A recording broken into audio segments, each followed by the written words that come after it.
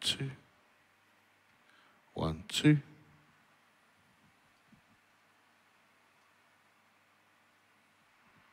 One, two.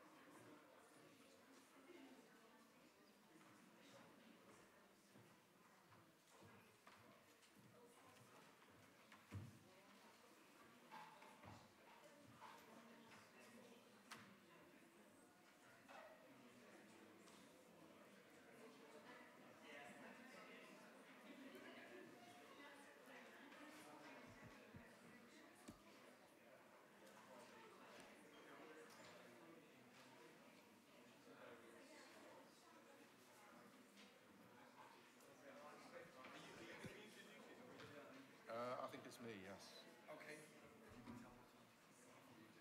I'm just waiting for people to get in. I'm hoping that outside they're going to say lots of.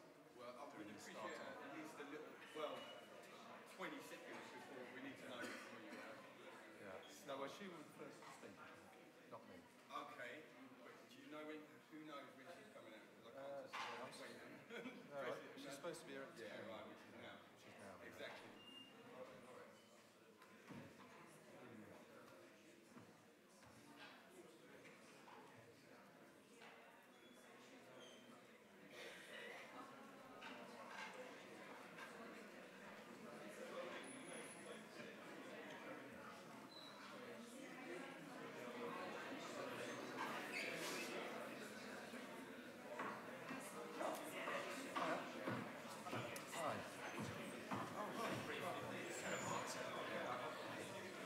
So it's here, yeah? It's here. good hands. Okay. You just have a hover here. Just go to that. Okay. But I'm done here anyway. Brilliant. Okay.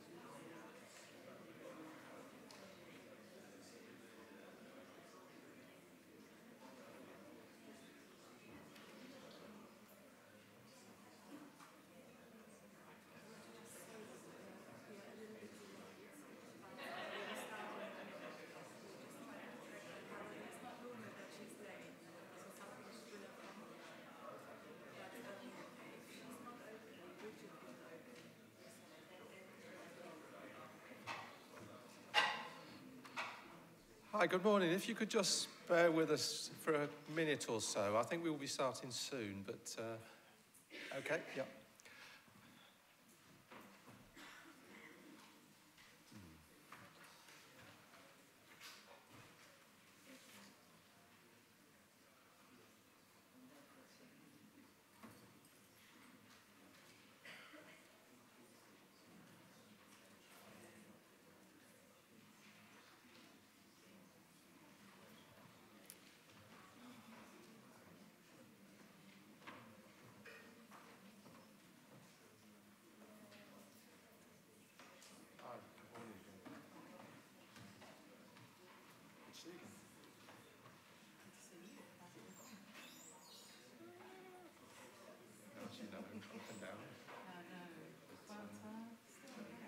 Yeah, it's up and down, but I think we're going in the right. And today is going to be good because we've got some foreign research talking about which, when you go from theory to reality, it becomes really a lot more different.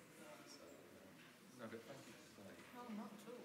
I'm just really pleased with it. Actually, I should bring my handbag up and go through there when I do.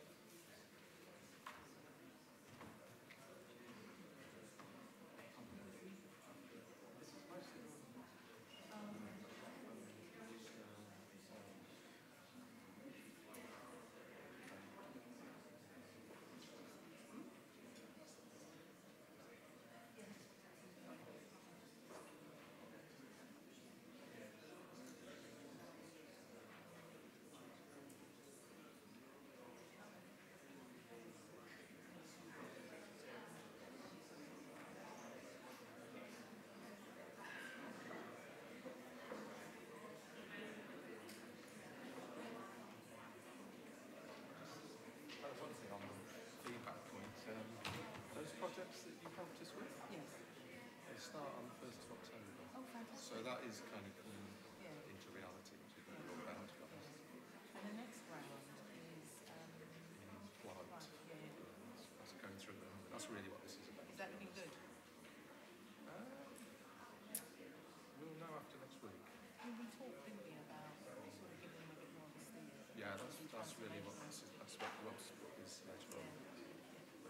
And actually to think more in teams rather than just like me. That me thing is probably the worst thing. Particularly for academics. Yeah. Should we start? Yeah, of course. I'll sit back down here. And then you say what your piece. Good morning, everyone. It's my very pleasant task this morning to welcome you to SOAS. We're delighted to have the opportunity to host you all here. I understand that today is also being live streamed, so welcome to everyone who is also watching through the live stream. For me, today is particularly important because I've been involved in some of the thinking around GCRF almost from its beginning. And I think it has such a potential to be transformational. I hope that today will help everyone to think in much broader terms of how what is a substantial amount of resources can really be used to make transformational change. We're talking about 115 billion in a fund that supports research which addresses the global issues faced by developing countries. 225 million has been invested from the GCRF across 37 interdisciplinary projects to address challenges in fields such as health, humanitarian crises, conflict, the environment, the economy, domestic violence, looking much more broadly at society and technology. And I think it really speaks to the importance of universities in today's climate. We all know that universities are operating in a very challenging environment. The outcome of the EU referendum presents, I think, a particular challenge to us working within a global system and cooperating within that system. And we know how important collaboration is to research.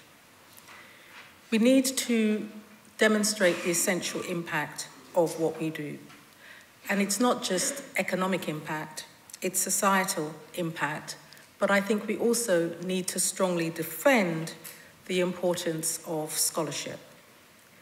The newly appointed UUK Chief Executive, Alistair Jarvis, described universities as this summer's scapegoat of choice. Never before, I think, has it been so important to defend the impact that our universities and the research that we do can have on society.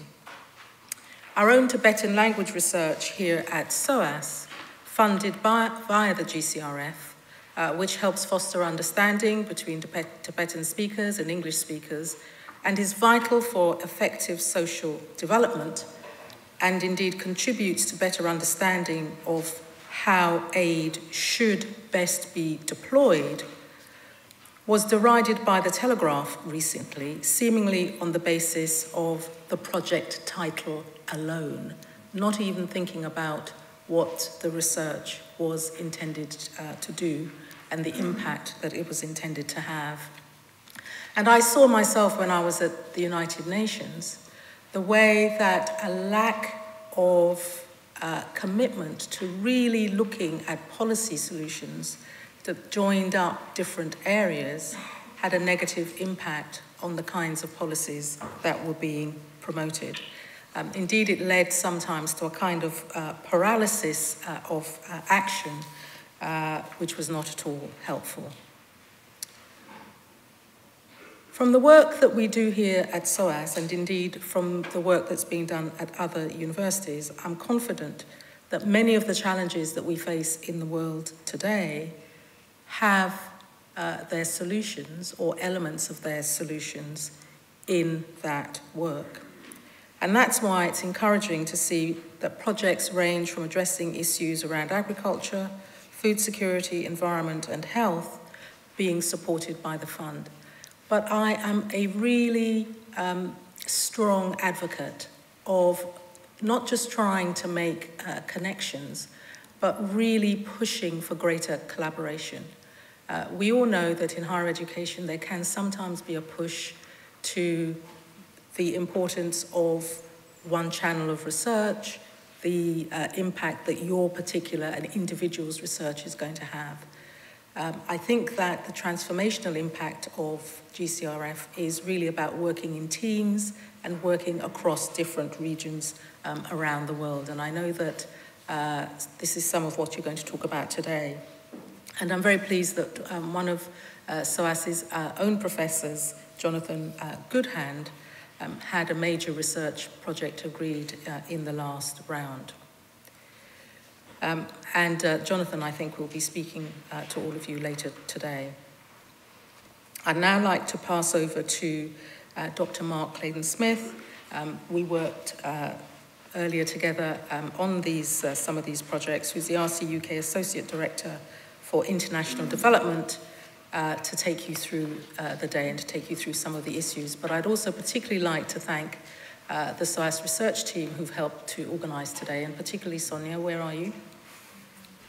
Stand up, because we're going to thank you. Sonia, thank you very much.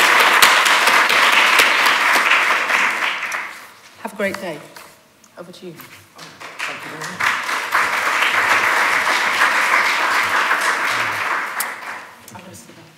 And good morning. My name's Marc Clayton-Smith from Research Councils UK, and as she departs, I would like to just pay credit to Baroness Amos. I'd like to thank her for today, which I see as a very visible commitment, and actually the whole event, the support she's given to that, which I think is significant, but something she alluded to in her speech, which is probably more significant, is the support she's given us in, not so much in the background, but in advising the development of the GCRF, and in particular in setting the tone and the language. And sometimes it's not just about what you do, it's the language and the flavour and the sense of purpose that you have. And I really would like to highlight the help she's given us in that regard. And So in terms of today, turning to today, as Baroness Amos mentioned, my name's Marc Clayton Smith from the UK Research Councils.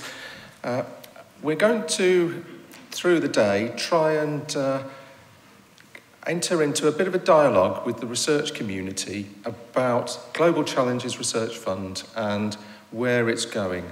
And it's very much an opportunity to understand the opportunities that are there in terms of funding, but also in terms of your own ideas and your own aspirations and inclinations. So about a year and a half ago, we started on a major programme of engagement, had some quite large, significant events, which were critical in forming our strategy. What we're trying to do at the moment is, rather than repeat those large, major showcase events, is to actually have a number of smaller occasions, although this is fairly large, where we can have a much richer dialogue. The other thing we want to do today, and it really reflects where we are in the cycle of GCRF, is to give more of a platform for the research that we're supporting, because that's where we go from the theory and the concept, and you start to get the pithy reality of the individual research projects.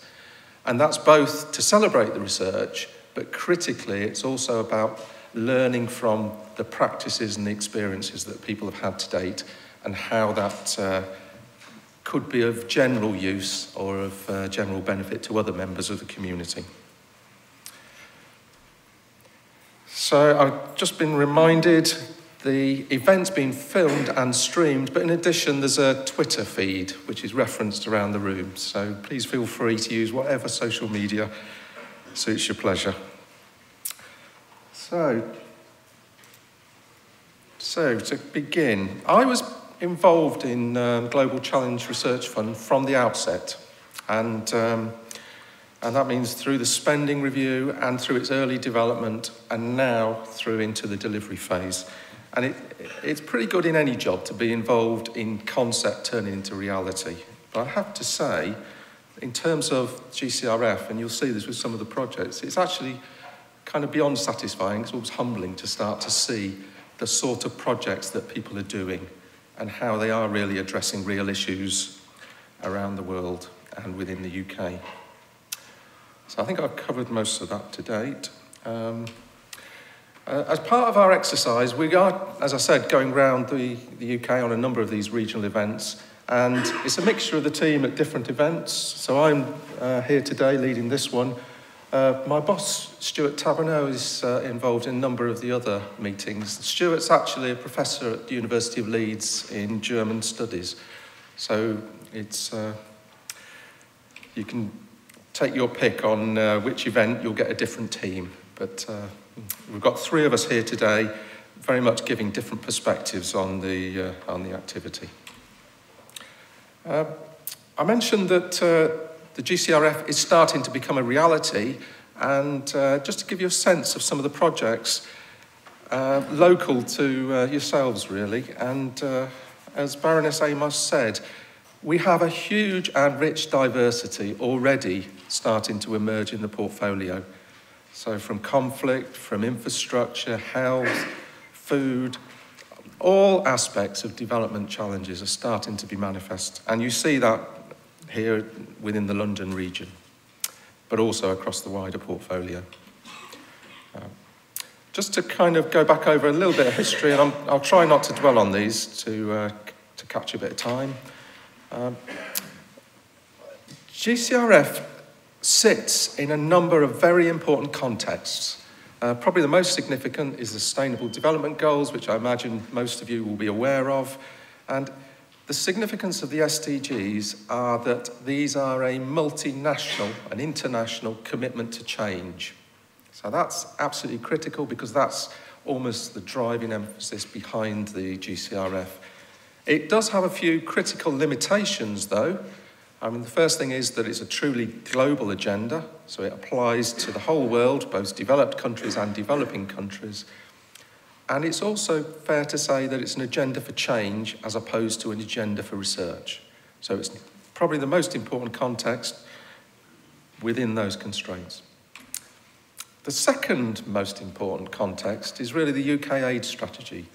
And as part of the aid strategy, we had David Cameron's commitment to 0.7% gross national income to be committed as official development assistance. That was the headline. Probably more significant, or rather a consequence of that, is the fact that ODA and development changed from being a departmental responsibility for the UK to a governmental responsibility. And that ultimately led to the GCRF because we started to see development becoming an issue and a responsibility of departments other than the Department for International Development. Some of the other important features of the aid strategy are its emphasis on if you like, the poorest and the most fragile countries and people around the world. So that emphasis on poverty, very much a driving theme.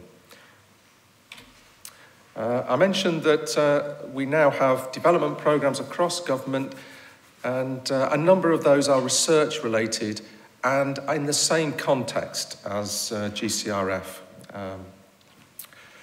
The two that are particularly relevant to us as research councils are the Newton Fund and the GCRF, because we are delivery partners for both of those funds.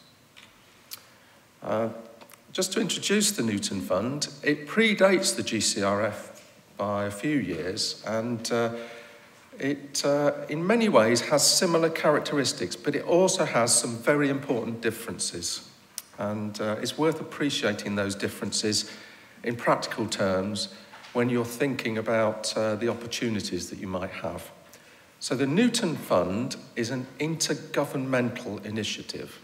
So it involves a partnership between the UK government and an overseas government where they jointly identify areas of promising research opportunity. So it has that very strong bilateral element.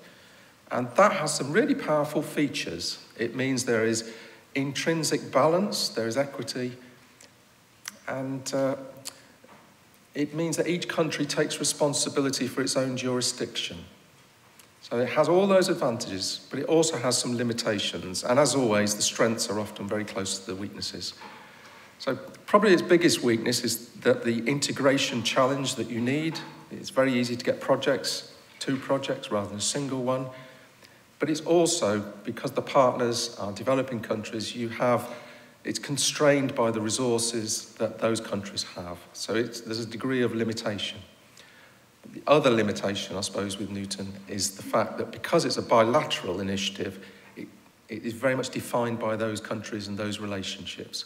Whereas in practice, many research questions sit across multiple countries, sit across multiple regions, not really defined by single countries.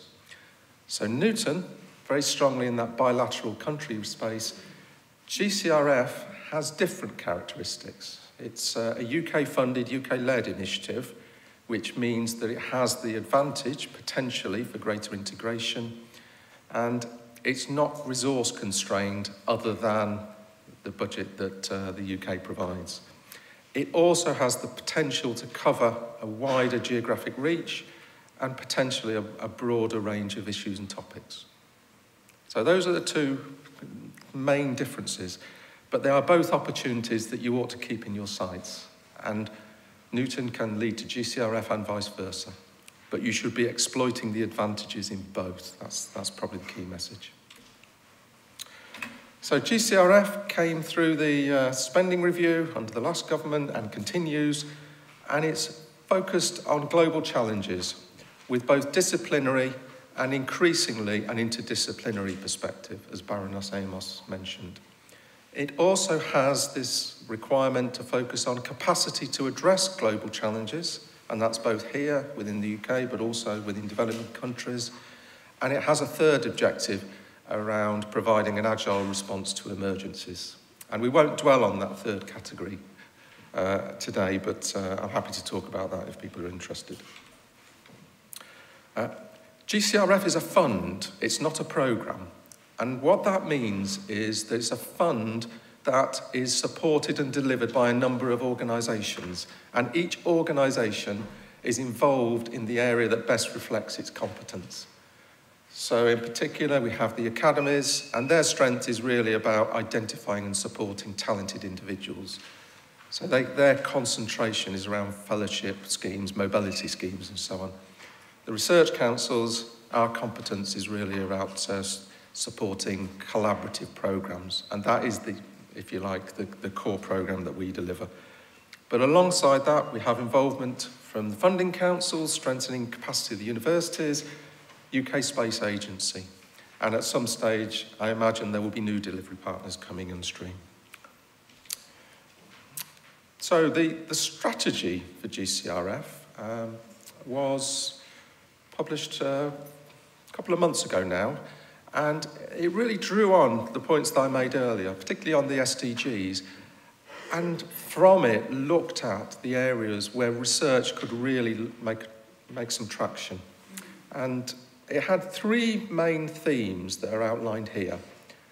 The first is essentially about the provision of basic needs. So it's research which is designed or aimed or intended to help people have everything they need in which to thrive and prosper. Food, education, health, energy, water, sanitation, so on. The second broad area of opportunity is really thinking about how we live together as societies and communities, and in particular, how we live together in a way which doesn't destroy the environment or the world around us, or conversely, in societies that are not themselves threatened by the changes that are going on in the world around us and the broader environment. And the third area of focus is very much thinking about the dark side of the human condition, to do with human rights, conflict, migration, and so on. So what we have there is a broad space, a broad agenda, which has the potential to draw on the expertise across the full faculty. So this is not an agenda for the scientists, or the humanities, or social sciences, or life sciences. It's an opportunity for all of those disciplinary expertise, both on themselves, but critically, how they can come together to think about problems in new ways. And that is very much the theme of Rob's presentation later. These are intended to be a broad sense of direction. The themes themselves shouldn't be regarded as silos or an inclusive or an exclusive agenda. Individual research projects can quite easily address multiple aspects of these, and we would regard that as a desirable feature, not a weakness. The other key feature of the strategy is it identifies some key criteria that all the delivery partners will use. They're not necessarily all of the criteria that will be used all of the time, but they will provide an overlay across everything that we do. First one is research excellence, and it's fair to say that that's part of the DNA of both the research councils and the academies. So our purpose is not to move away from our core mission of the pursuit of knowledge. It's actually to use excellent research to deliver development benefit.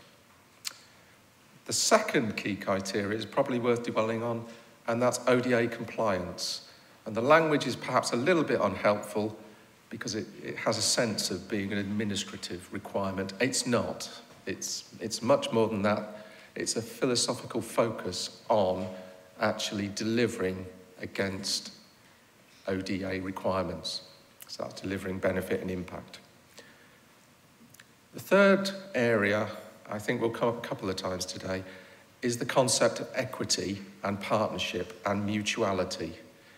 And this is kind of in line with the point that Baroness Amos made about the tone that people have, the tone and the language. And it's ensuring that the research we support is not extractive, it is of mutual benefit, and that the partnerships that we support reflect that. And then finally, or in many ways, firstly, because in practical terms this should be the driving theme behind the challenge-led research, is that the research that GCRF supports should be very unambiguously problem-focused. So it's focused on the problems, the global problems particularly those global problems manifest in developing countries. Because this is an ODA fund, that means it has to comply with the OECD requirements, and geographically, that's represented on the diagram here by the countries of focus. And what you have are the purple countries, which are the middle-income countries, and then the low-income countries, particularly concentrated in Southern Africa. So what we are looking to support through the GCRF are projects which will unambiguously look to make a difference within those jurisdictions. And just to kind of reiterate, I won't dwell on these, the challenge and impact focus, it's still excellent research, but it's what's driving the research. And one thing to think about in terms of the impact focus is the potential for scaling up, potential for making a difference, trying to quantify the size and potential breadth of the problem that you're looking to address. Second kind of theme of the day, really, and again, something to think about and reflect in your own space, is the need for interdisciplinary research excellence, which sounds a bit glib. In practice, interdisciplinary research is incredibly challenging. And the observation I'd leave with you is that in my experience across multiple domains, experts tend to compute interdisciplinary within their own frame of reference. So, you know, a chemist's view of interdisciplinarity versus German studies' view of interdisciplinarity, for instance. In approaching this problem in GCRF, I'd ask you to very much try to reach into somebody else's frame of reference and try and understand their philosophy of research. Because the cultures of research are much, much more complicated than people necessarily appreciate. Particularly when you're looking at cultures of research in global terms.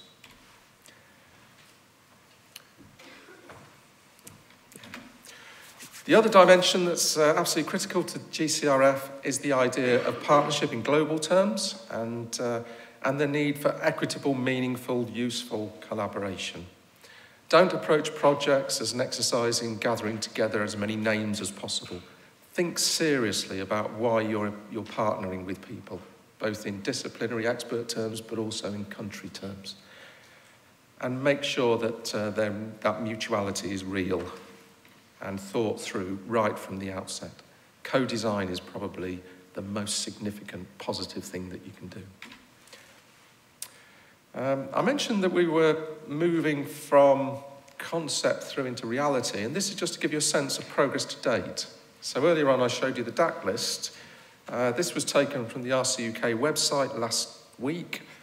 So all of our projects are now in the public domain, and you can see both thematically and here geographically how the portfolio of the research councils is developing.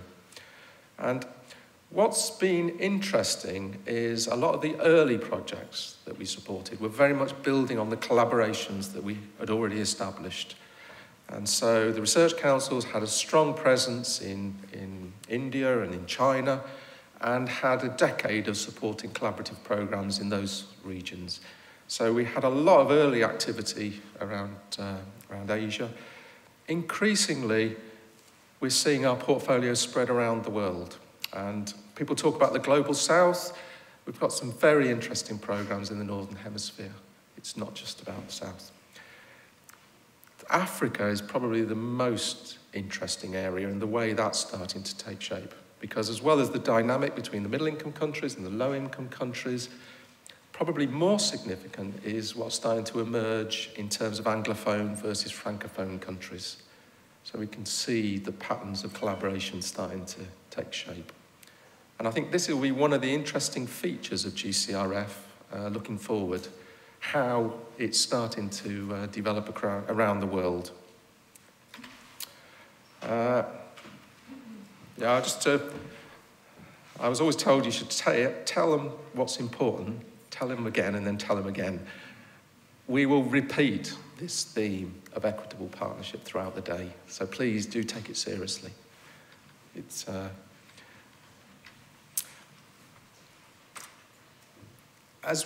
In developing the Global Challenge Research Fund, what we've sought to do, and we've been doing this progressively over the last year and a bit, is move our reach beyond the UK and step by step changing the policies that we do in terms of how we can fund activities around the world. So most of the research councils traditionally concentrate on the UK, not all of them, but that's our, if you like, our core jurisdiction. Increasingly, we're funding research organisations around the world, and we're also looking to support partnerships with other organisations around the world. Some key organisations that are already very strongly represented in the portfolio and probably will going forward are the role of NGOs, civil society organisations, government agencies and multinationals. So as well as thinking about your partners in research terms, it's also worth thinking about the other organisations that can bring something to the research that you do, but in addition can help ensure that research has impact and benefit. So it's not just about research. One of the other key features of GCRF is that the projects are complicated. You know, it's not like your lone scholar model of research that can be managed within its own context. Often projects are complicated over distance, time, culture and language. And our observation is that projects of that nature requires a serious consideration of how it all works. You know, the pithy reality around project management, around governance, and around management. And there's a lot of money, there's a lot of risk, and there's a lot of opportunity, and it does require a sensible approach. So what I'd like to do now is just to give you again an update on where we are, and this was something that Baroness Amos really helped us pull together in the end. And we finished our first collective call. This is something that the research councils have never done before to this sort of scale. So this is a funding opportunity that was open to the whole of the UK research base for collaboration across the whole of the OECD DAC list. And it was very much focused on building global partnerships. And the exercise as well was a strong partnership with the university sector, because we asked the university sector to put forward their strongest proposals from their own institutions. So it was a very interesting competition in many, many ways. And through that, we've supported 37 programmes, we'll hear about some later, across a huge range of space and disciplinary. This gives you a sense of the diversity. The significant feature of the competition is we were completely open in terms of the outcomes. So there was no predetermined strategy to favour food, health, poverty and gender or whatever. So this is the outcomes of the, if you like, consideration on merit. And we do have, across that span, a huge range of challenges. Interestingly, Project 38 was addressing sustainable production, which is unfortunate. But nonetheless, we've got the breadth that we were hoping for. And some of the booklets are available online. We've actually had a run on them and they all disappeared before we got here. But I would, it was a booklet we produced for Joe Johnson, and I do think it warrants wider use, actually. Because as well as describing the projects in lay terms, probably the most interesting part of this is the support we've got for individual projects from people, particularly those from outside the UK, in terms of why this research is important and useful.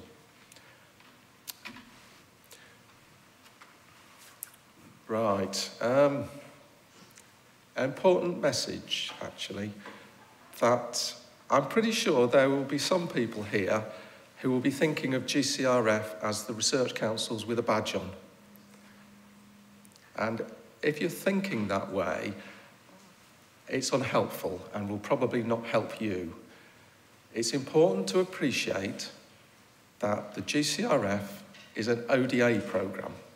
And that means it is part of the UK's commitment to official development assistance, part of the aid programme. And it must be thought of in those terms, alongside all of the other things that the UK government does in support of development. It's important to think that way because that's the driving purpose behind it in terms of impact and benefit. We're not trying to replicate DFID, we're not trying to out-DFID DFID because they are a world-class development agency in what they're doing. What we're looking to do is to operate within the norms of the research councils but deliver against the objectives of the UK aid. So don't lose sight of that. And it's important that everybody involved understands that. There will be requirements as a result of that and consequences.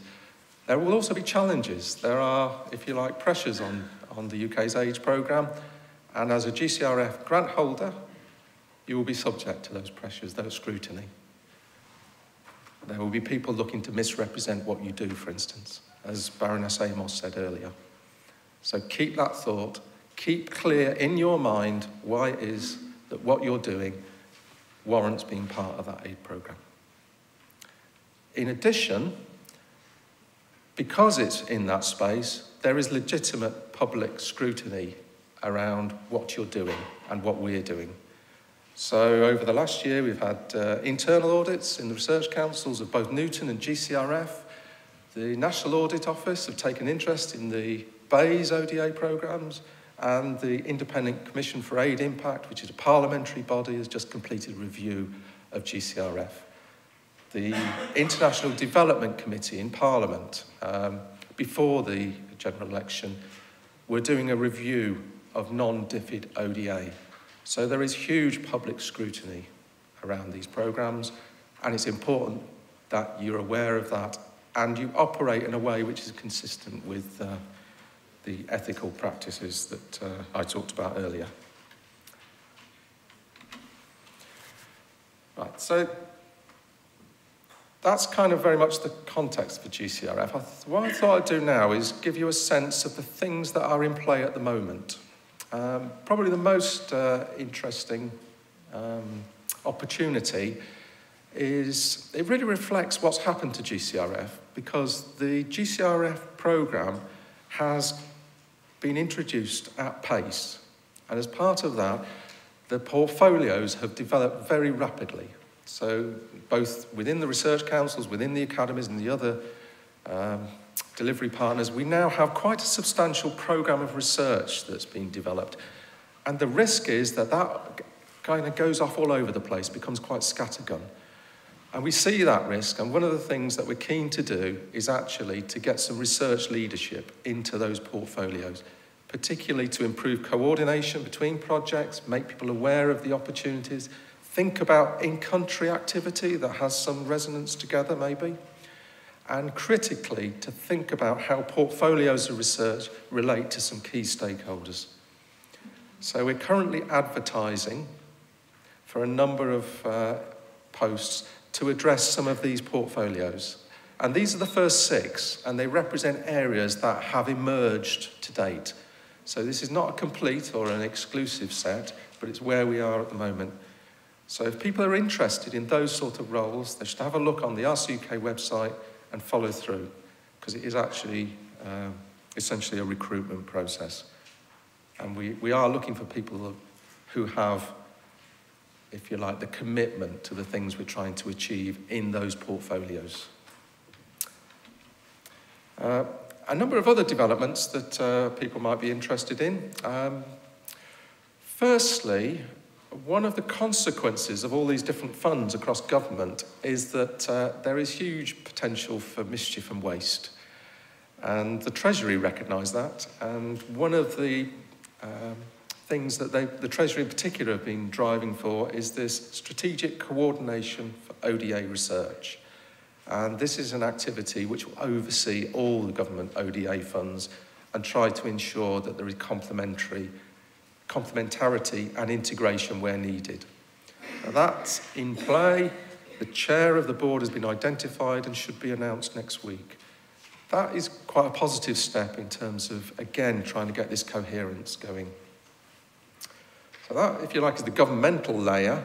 Within the research councils, our focus this week and next week is very much on the UK engagement, these sort of events. Looking beyond that, and through the year ahead and the year beyond that probably, our focus is very much on engagement outside the UK, and in particular, thinking at a regional level about engagement in Africa, South America, and Southeast Asia, bringing together experts from the UK with experts from developing countries and key regional stakeholders. And these are really to help us develop our agenda, to help partnerships form, to strengthen networking, and critically, to take the generation of future strategy into a global context.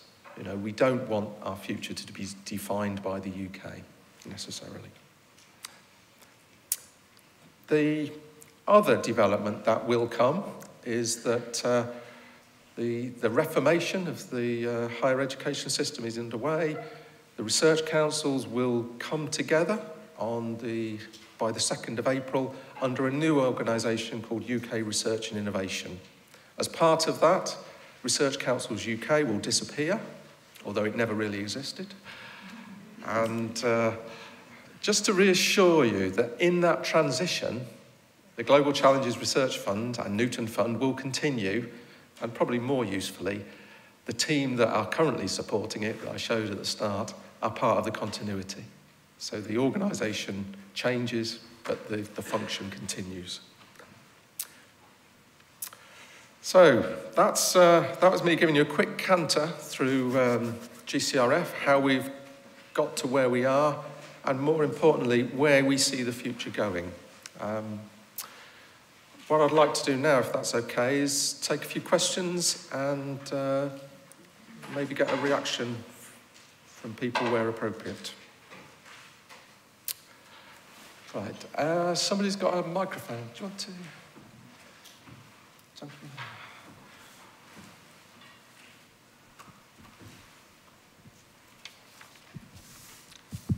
Thank you. My name is Ghassan Abousseta. I'm the director for the Conflict Medicine Program at the American University in Beirut. We have an issue with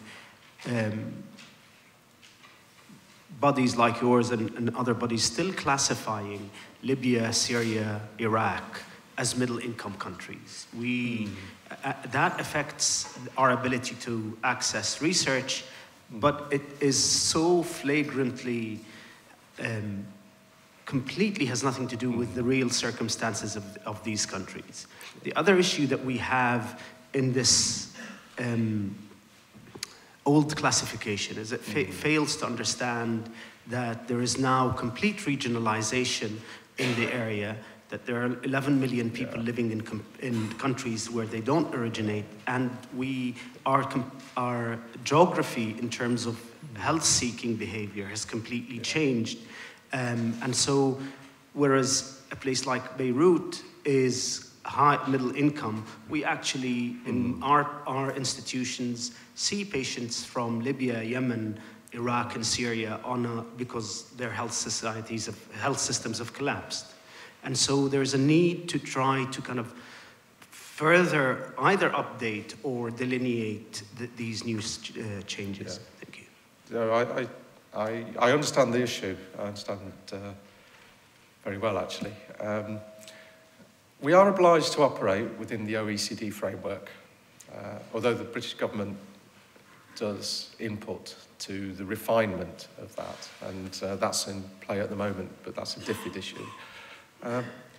When we developed the GCRF strategy, we actually went through the cycle of how geographically focused we wanted to be, and in particular, this balance between low-income and middle-income countries. And at the outset, we decided that we wanted to be as open as possible, but give a focus on the problems of poverty. And part of the rationale for that is not so much in your own region, but thinking about India and China in particular, well, India in particular, but also China, where you have huge regional and income disparities. So in some ways, the hard delineation at a country level doesn't necessarily mean anything if you're actually focusing on the problems in reality. So for the fund itself, it is mostly flat in terms of geography within the constraints. But I'm not saying that that's necessarily a question that's closed forever. One of the things that we are mindful of is that we need to ensure that there is a distinction between GCRF and Newton in particular. And if the GCRF became too like Newton, then we would probably have to do something. But in general, we're looking at questions that are manifest where they, it's where the question it sits, rather than following slavishly somebody else's classification of countries. Any other questions? Or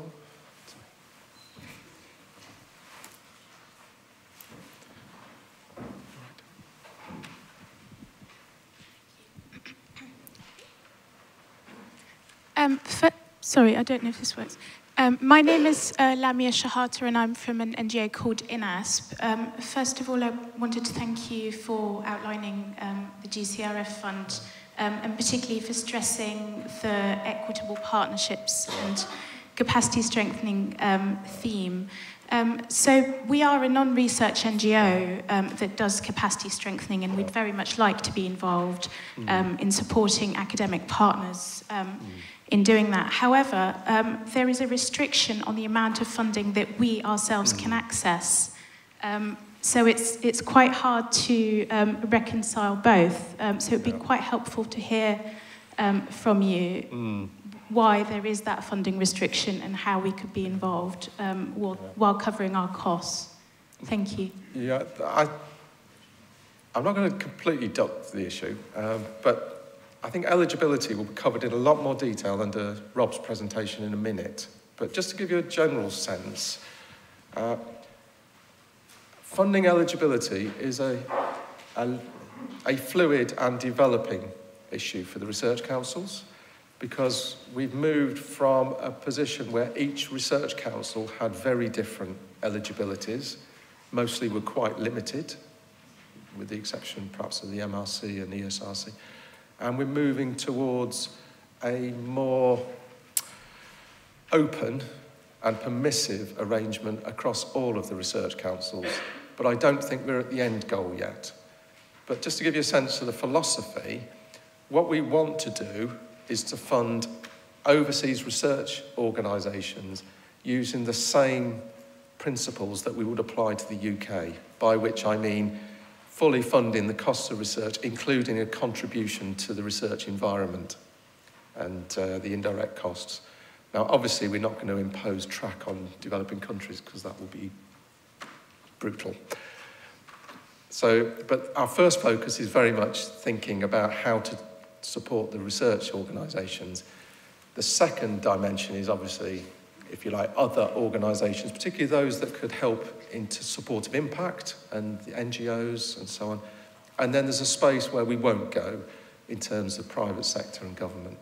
But the boundaries between those are actually they're kind of in play and developing at the moment.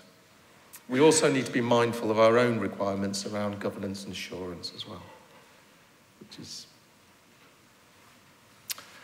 Okay, I'm aware of time, and Jonathan. Yeah, sorry. And what I'd like to do now is to, as I mentioned earlier, to introduce some of the research that we're supporting. And so Jonathan Goodhand, I believe, is probably quite well known to the audience and has practical experience of many of the issues around conflict and NGO support around the world, particularly Afghanistan and Sri Lanka, I understand. But anyway, over to you, Jonathan.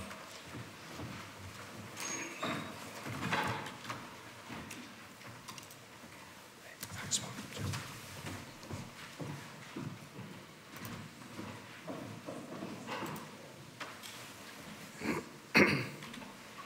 Morning, everybody. Yeah, so my name's Jonathan Goodhand. I'm the PI for one of the 37 projects that have recently been funded that Marc just mentioned. And it's a project called Drugs and Disorder, Building Sustainable Peacetime Economies in the Aftermath of War. Now, the project hasn't started. It should be starting in October. We're going to get the letter of agreement any day now, I think.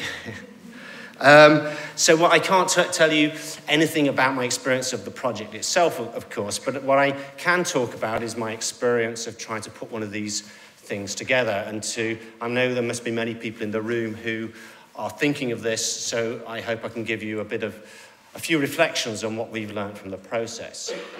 As you'll know, for these big research bids, when you go to the interview stage, you're asked to give a kind of like a 5-minute spiel, what is this research about? So what I thought I'd do is I'd give you my 5-minute spiel that we presented in the interview, just to give you an idea of what this project is about in a nutshell, and then I'd kind of step back and tell you a bit of the backstory. And I think we haven't got a lot of time, so I'll be about no more than 15 minutes to give some time for questions. So, okay, I'm going to step into salesman mode now, and this is the spiel that we gave. So our overarching question is, how can war economies be transformed into peace economies in regions experiencing or recovering from armed conflict? Now, one of the keys to ending conflict and addressing state fragility is to better understand illicit economies and their impacts. And we aim to find answers to the question of how war economies become peace economies. And one of the key resources driving such economies is illegal drugs. Trillions of dollars have been spent on the war on drugs. But the securitized approaches have manifestly failed, often increasing state fragility and adversely affecting the health and livelihoods of communities and households in drug-producing countries. But we think now there's a new opportunity to address this issue. There's a policy consensus. The policy consensus on the war on drugs is breaking down. And there's a growing recognition of the need for drug policies to be more pro-poor and aligned to the Sustainable Development Goals. So there's an opportunity, but there's also an impasse. And there are kind of 3 major reasons for this. How do you reconcile these fundamentally opposed policy fields, drugs and development? We think there are 3 major barriers. First, there's a lack of robust, empirically grounded evidence to inform policy debates.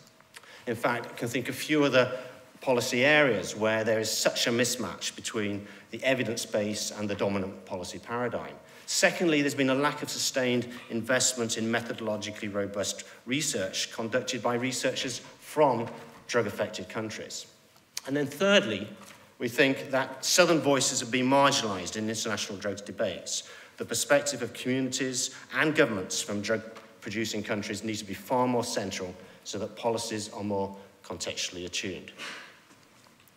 In a nutshell, we aim to bridge this policy impasse and address these barriers. And we intend to do research in 3 of the biggest drug-producing countries in the world. Afghanistan and Myanmar are responsible for over 90% of global heroin production. Colombia, more than 50% of global cocaine production. Drugs are central to the development challenges in these 3 countries. And also, there are few other policy arenas in which there's such a geographical concentration of the problem, and yet the effects are truly global. We've put together a team to address this, which includes a number of UK-based institutions, academic, civil society, private sector, as well as research partners in the 3 countries. We've worked together in smaller combinations for many years on drugs and development problems. We now feel ready to take on a project of this size and to extend upon and amplify our existing collaborations. We see this as a window of opportunity to build our capacities in order to exploit this transformational moment in drug policy debates. What we intend to do is to deliver on kind of three key outcomes in this project, and I'm going to praise you so I get to the end of my talk more quickly. But first of all, we want to build a new evidence base through sustained empirical research in these 3 drug-producing countries. We're particularly excited in this project about how we've developed mixed methods and produced what we think are some very innovative approaches to studying this problem that haven't been done before. So, for example, we are working with ALSIS, who specialise in GIS spatial imagery, in order to capture shifts in time of drug production, of shifts in infrastructure in these borderland regions where drug production is taking place, and combining with that with deep ethnographic research, and also working with positive negatives who specialise in comic strips and augmented reality in order to humanise the narratives around drug production, trafficking, and consumption. The second key output is to grow research capacity where it's most needed, in the drug-producing countries themselves. And there's a whole range of kind of customized trainings, the development of a massive open access online course. And the intention here is to help our research partners become research hubs for methodological experimentation, capacity building, policy innovation within the regions, within these drug-producing areas. And finally, we want to engage with and transform drugs policy. What works and what doesn't work. We want to engage with the policy community. We have got plans to develop a policy lab which tries to seed new approaches to develop, which brings together the developments of the drugs communities. We're working with Christian Aid, who are engaging with civil society in the 3 countries and internationally. And our intention, the legacy of the project, is to develop what we call the Research Consortium for the Transformation of Illicit Economies. And that will be launched in year 3 of the project. And this will go beyond drugs and to look more broadly at the transformation of illicit economies in these countries. Okay, so that's my spiel. I don't know if I have 5 minutes, but that's just to give you an idea of what we chose to focus on in how we presented the project.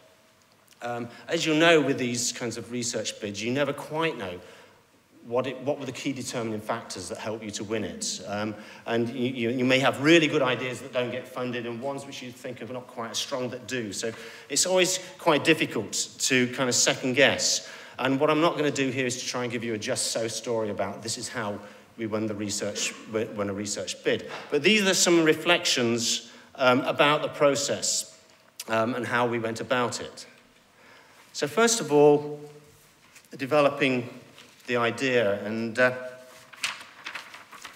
if you know Stephen Johnson's idea of the slow hunch, well, we had, in a way, is a very slow hunch. It wasn't this kind of eureka moment where one individual decided this was a brilliant idea. It was something that actually took place over more than 10 years of working in different combinations and developing our ideas collectively. Based on field work in the countries themselves. So several of us have been working for more than 2 decades in drug-producing countries. And so it's been a process of gradual learning and experimentation to get us to the position where we felt ready to actually take on a bid of this magnitude. I think that Marc emphasised the policy side of this, and I think all of us are working on policy in different ways, but we are very explicitly trying to position ourselves in what is a very highly contested field. I mean, there are the kind of the prohibitionists and the legalizers, and it's a very, I can't think of a field in which policy-based evidence is so rife. It's a very kind of ideologically charged kind of space. And so we're trying to position ourselves as being policy engaged, but critical and not policy driven.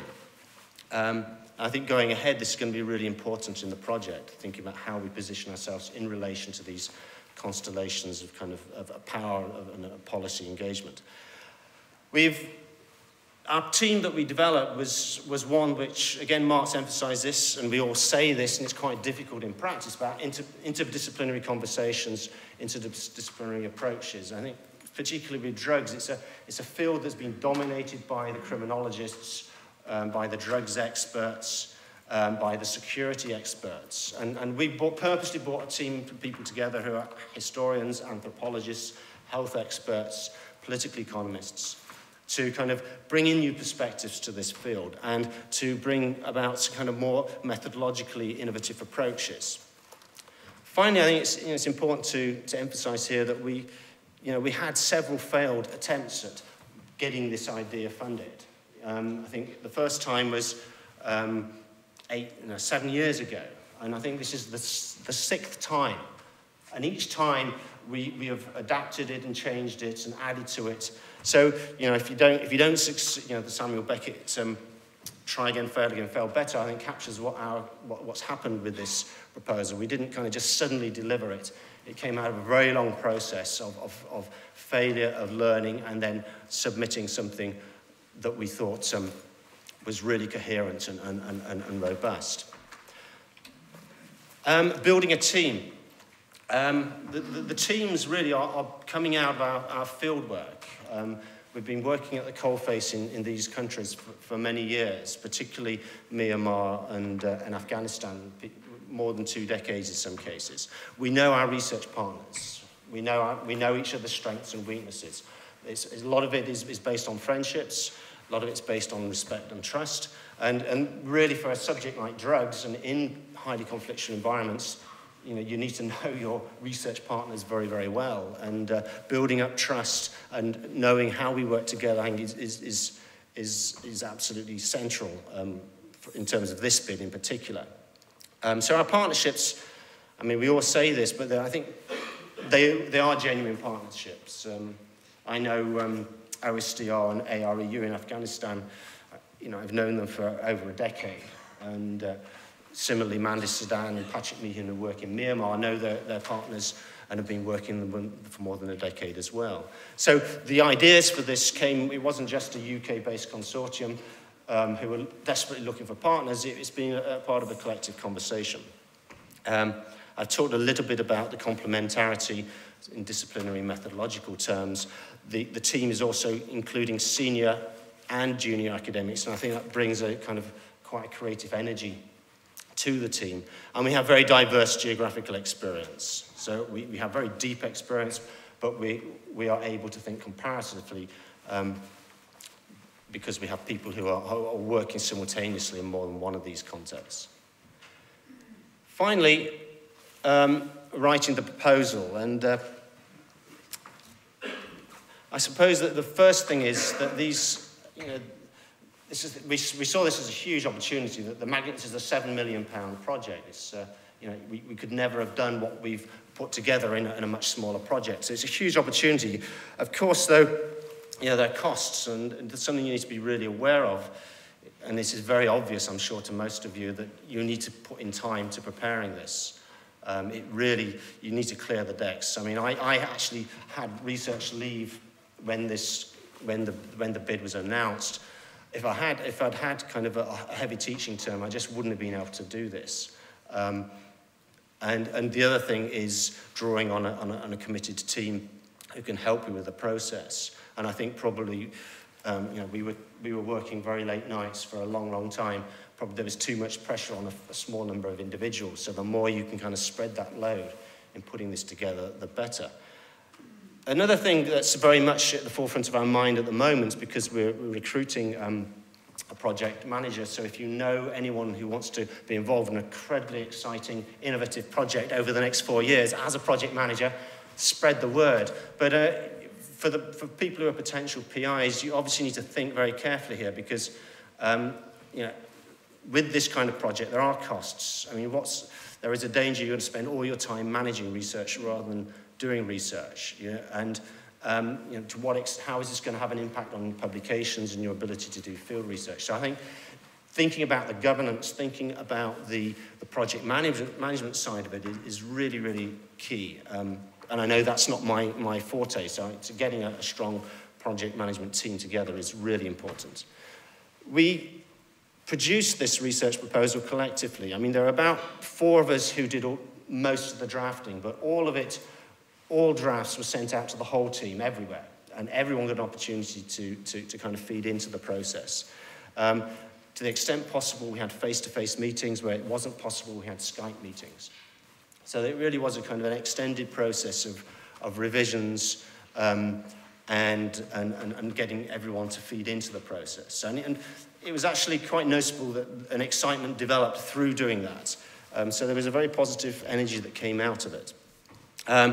Obvious thing is keep to the brief. I mean, Marc has emphasized the things that you need to be thinking about here, but, you know, the challenge, keep to what the global challenges are, and how are you going to address them.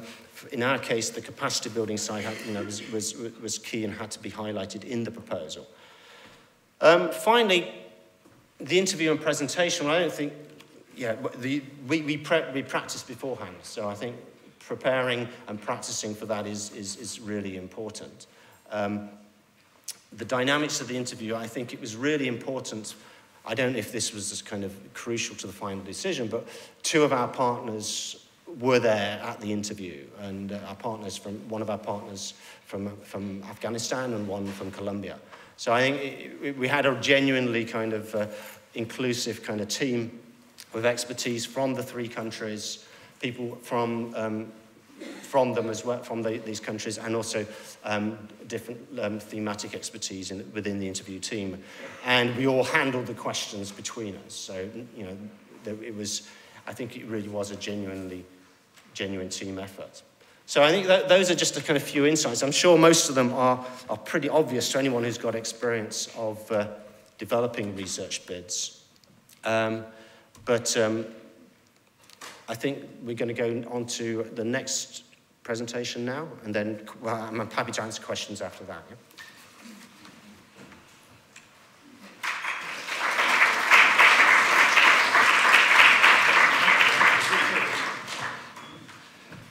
Thank you. That was, for me, because I was on the other side of that was déjà vu. So thank you very much, Jonathan. And can I just introduce Camilo from UCL, who has an interesting background, because one of your interests is very much on urban design and cities, and that's one of the largest growing portfolios within GCRF. Well, not largest, but one of the more dynamic portfolios within GCRF. But your other area of interest is around migration, and that really is an active area for research at the moment. So over to you. Thank you, Jonathan.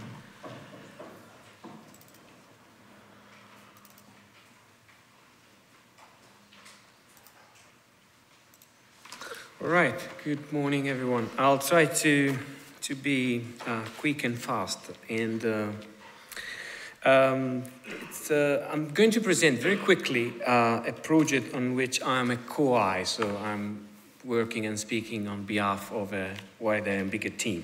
And the project that I'm presenting to you is titled RELIEF, which stands for Refugees, Education, Learning, Information, Technology, Entrepreneurships for the Future. It's a long title. It's led by Professor Henrietta Moore, the director of the UCL Institute for Global Prosperity, sits at the Bartlett at the Faculty of Built Environment at UCL, and is organized and managed around and in partnerships with the University College of London, the AUB in Beirut, and the Center for Lebanese Studies there. I'll try to outline the basics of the project, try to complement with what very interesting Jonathan was saying. And I'll focus mainly on three elements. Relevance and partnerships, the issue about transdisciplinarity and the impact that were mentioned before, and of course we can continue the conversation later on. Of course, I put very brief into the baseline, but in order to tap into the global challenges that we were discussing before, the Relief Center takes up one of the most pressuring contemporary global challenges, which is mass displacement. The large-scale displacement and its multifaceted socio-political, economic, cultural, and spatial dimension are inevitably the global challenge. So while both the media in Europe and North America are focusing on the arrival in Europe, in different forms of emergency and assistance, often there is a violent relationship and reaction in urban area mainly. What is often overlooked is that the majority of refugees, about 86%, are hosted in low and middle income countries. So we are speaking about a number, an economy of one that every 100 to 122 person in the world is a forcibly displaced person. So the relevance of the challenge is there. What is quite important is that the hosting population, the burden of the displacement is definitely not shared equally. So poor countries are hosting the majority of displaced population. So those are the two fundamental challenges that the Relief Center is trying to aim. The basic question, the central that Relief has, is to address the challenge of displacement through the theoretical lenses of prosperity. So the starting point is that although the challenge in question are linked with the erosion of services, the insufficient funding services and slow economic growth, solutions are and must not be narrowly focused on economic growth only. So prosperity became the central element that is more about just economy wealth, and include non-monetary forms of value and skills and knowledge and well-being, social capital, and all those dimensions that fosters entrepreneurships at different levels. So the quality of life. So prosperity became the entry point around which the challenge would be somehow constructed. So the Relief Center seeks to have the entry point at the conceptual and policy level impact by reframing the debate on forced migration around four key elements of mass displacement. One is around this idea of sustainable city, broadly speaking. The second one is fundamentally around education and capacity building. The third is the idea of technologies to deliver education on the move, so the specific situation. And the fourth are the development of a metrics around which communities, NGOs, CBOs, and academics and government can measure and foster this idea of well-being and prosperity. So to a certain extent, the idea is continuously looking and entering from inclusive growth, prosperity, developing at the center technologies and innovation in collaboration and education, and reframing the idea of an impact. Now, the Relief Center is focusing only in Lebanon, which, there are colleagues from here, so we can debate that more specifically. It's the one country that has one of the highest per capita refugees and displaced population in the world, and is a paradigmatic case in which multiple overlapping displacements are happening in the shared space of both urban and peri-urban Lebanese territory. So Lebanon is inhabited approximately by 1.5 million refugees, and over of which 1 million are mainly fleeing from Syria. But of course, there is other communities of former established refugees and IDPs that belongs to different national and ethnic community. So for a smaller country as Lebanon, with a population of 6 million, the influx of people poses a number of challenges. Puts strains of resources, public services, job. It creates social tension and hostility between host and refugees in a sort of dichotomical category, but opens also the possibility to reflect and investigate the relationality between refugees, and in which the shared space, physical, social, educational, and emotional, with other can reconfigure the relationship host versus displacement. So the idea is that can we treat differently refugees by and from passive victim in need, and moving through the lenses of prosperity to something that is more outside and simply a passive landscape. So in a way, can be built a shared space around this. So Relief somehow play at the center policymakers and practitioners to actively explore the potential to support the development, the maintenance, and the welcoming community, and the community of welcome reciprocally. The focus is on the overlapping displacement and provide an entry point to recognize the meaningfully engage with the agency of refugees and displacement. So embrace the messiness, if you want, and try to look at different spheres of livability, of different spheres of politics and powers, of course. So the central dimension is the role of university. The role of university became the hub, if you want, the centers around which multiplicities of resources are mobilized and developed around the creation of different data and different values towards the prosperity. To go to the first, the research question, there are 4 key research questions at the center into this structure. The first one is, what does inclusive growth and sustainable prosperity looks like in the context of displacement? How can we improve the quality of life in urban environments in Lebanon specifically? And how we drive innovation and measure value creation in the context of the same country? And how we can research and knowledge transfer capabilities to university to be reconfigured and to develop an innovative response to those challenges. So there are 4 different areas around which the research is conducted. But what is important is that, to a certain extent, the methodology is very much around the involvement of a network of stakeholders around university, both private, civil society, and academic, to develop a series of initiatives that mobilize continuously different sets of capital, and one of that is around education specifically. And the MOOCs are certainly there to address the specificity of the move. A point about the partnerships, and the partnership wasn't was the starting point, but was also the end. So the idea of the relief is that the program is that it was built on an extensive network of partnerships already in place before, within UCL and outside UCL. And the network was already constructed and was possible to be maintained and developed thanks to 2 interdisciplinary experiences that were happening already at the moment of the writing of the proposal in UCL through the Institute of Advanced Studies and the School of Geography, specifically a network of people and academics and civil society concerned with refugee issues, so it was called People on the Move. And this network developed the possibility to engage together with different colleagues and starting their relationship with other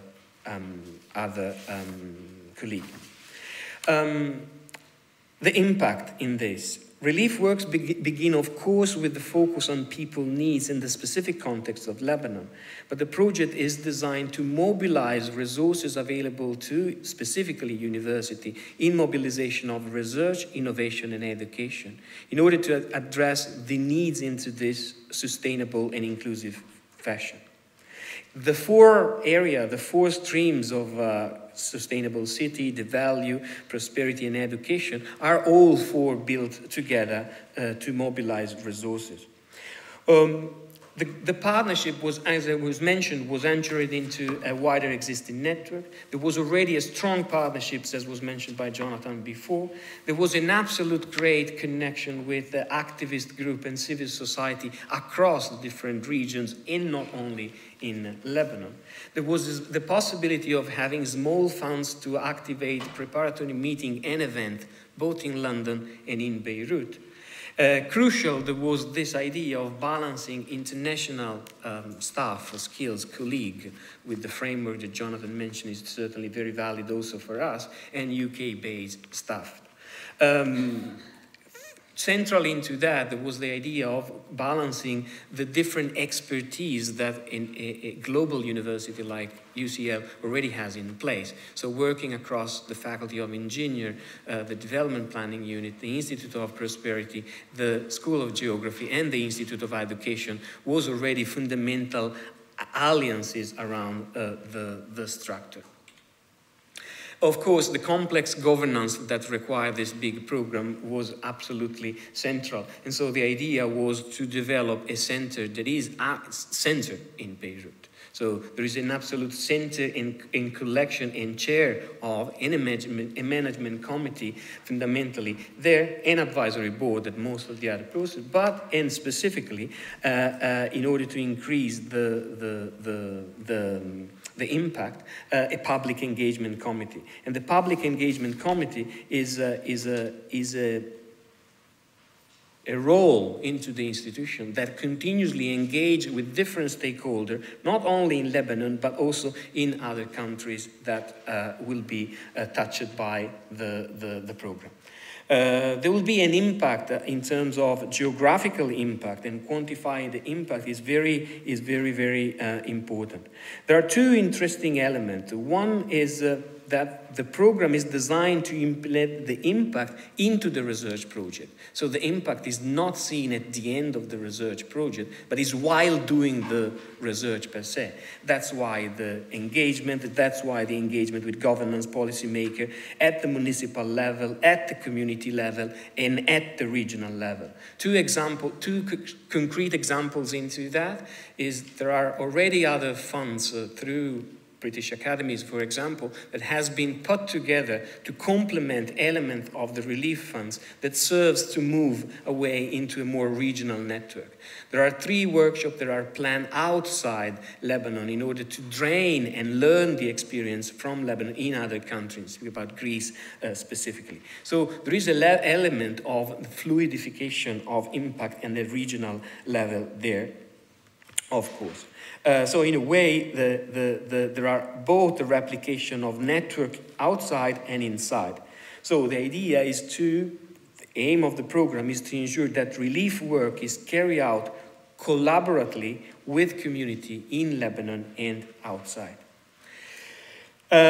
It's based in London, as I said. The engagement is in the range of stakeholders. There is a public engagement committee chaired by Dr. Helena Fiddler. There is a center to develop the capacity, not as an end result, and is designed to mobilize resources available to universities specifically. So the center built, and this is absolutely central and probably is my last message, into the co-production of the co-design on a network of resources and connection that was already in place while before the call. And this was the very central capitalization of the call. So this was not a project that was done in 2 days with ideas that were developed over a couple of meetings, but were based on a fundamental, deep network of engagement and research across. The impact of a project like that and ensuring the continuity is embedded into the fact that there is a strong partnerships institution in there, but the aim is to learning beyond the network and beyond into the whole region, specifically of the Middle East. Of course, all the other elements that Jonathan was mentioning are absolutely still valid. Just a timing issue, the project started in April, late April, beginning of May, and so we are at the very beginning period of an official launch and set-upping exactly all this very complex, though very challenging mechanism of governance of an ambitious program that put at the center the mobility of people and the capital that can be developed at the local level. That's it. Thank you.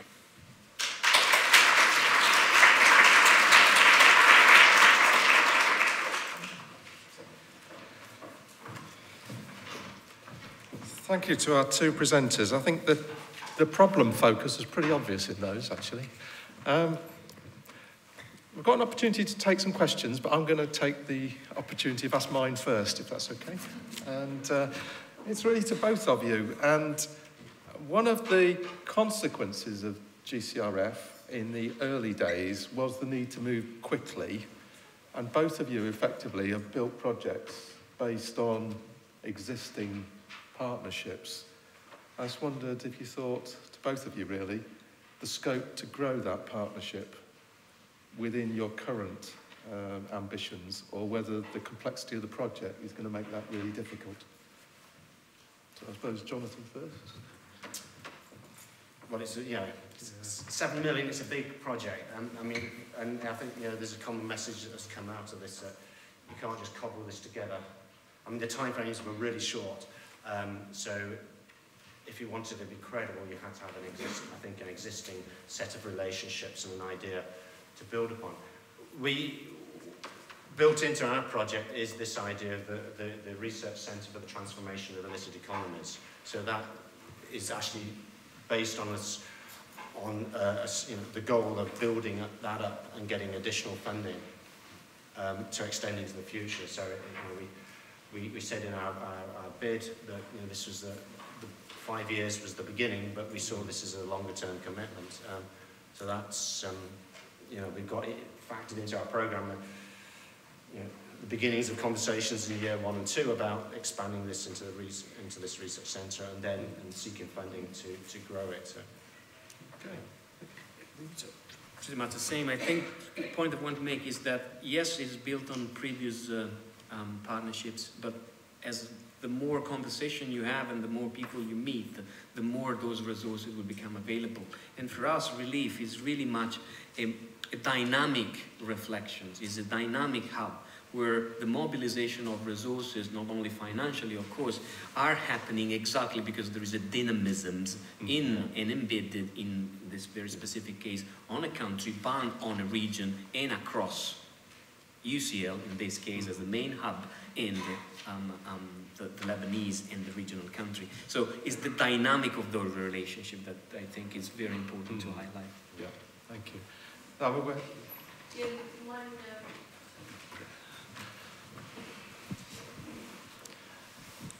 hello, my name's Fiddler from the Institute of Public Health at the University of Cambridge. It follows on very much from what you just asked, but now looking at the funder side of things. I can see it's tempting to fund people who've already got things up and running, but if you want to be really transformative, where do you think the balance should be between things that are up and running and things that are new or combinatorial? Yeah, I think this is a segue into Rob, who's coming next, to be honest. But I think the initial activities and the initial calls, by necessity, built on what was around. For the activity that we're looking at now, we've consciously tried to squeeze as much time as possible up front to allow greater opportunity for people to form new relationships. It's almost certainly not enough, but to be honest, we've squeezed elsewhere deliberately so we can maximise the front-end time, the formation, the ideation space. What I would say, observation from the regional activity we've done so far, is there is too much lone scholar thinking out there. There is too much people being defined by their existing friends and family. And actually, if people are serious about doing things at a grand scale, something really special, then they do need to be pushing themselves to new partnerships and putting some effort into cultivating those relationships, because I know it's not easy. Thank you. There's a question, there's two on this side. Gus Bell, Institute of Cancer Research here in London. As we all know, air travel is a large and growing contributor to climate change, and climate change affects developing countries and the vulnerable communities within them disproportionately. I wonder if either of the projects we heard from today or any of the funded projects managed to build in measures to mitigate the obviously inevitable flying back and forth that is involved in these worldwide collaborations.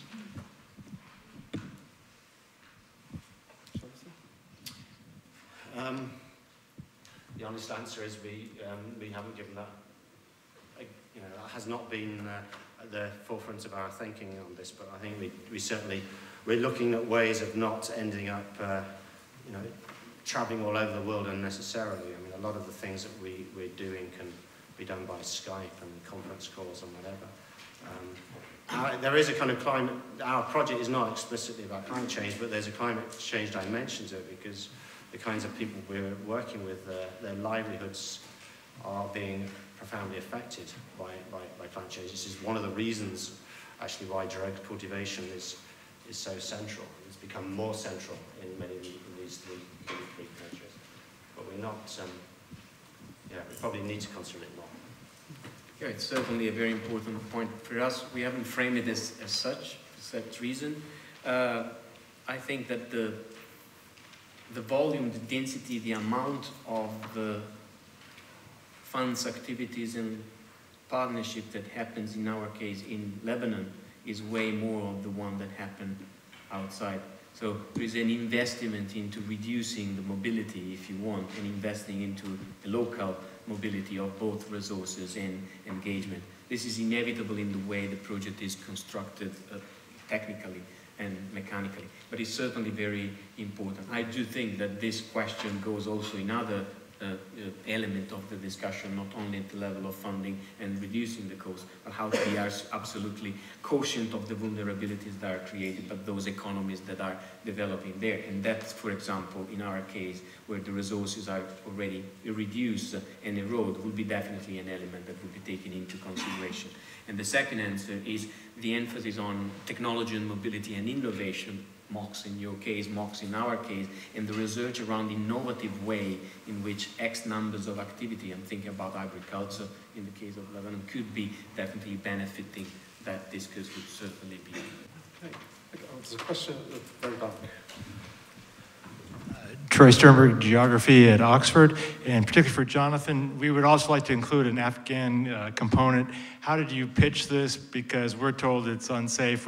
Our partners could work there, but we couldn't. And how do you address the FCO and these other issues?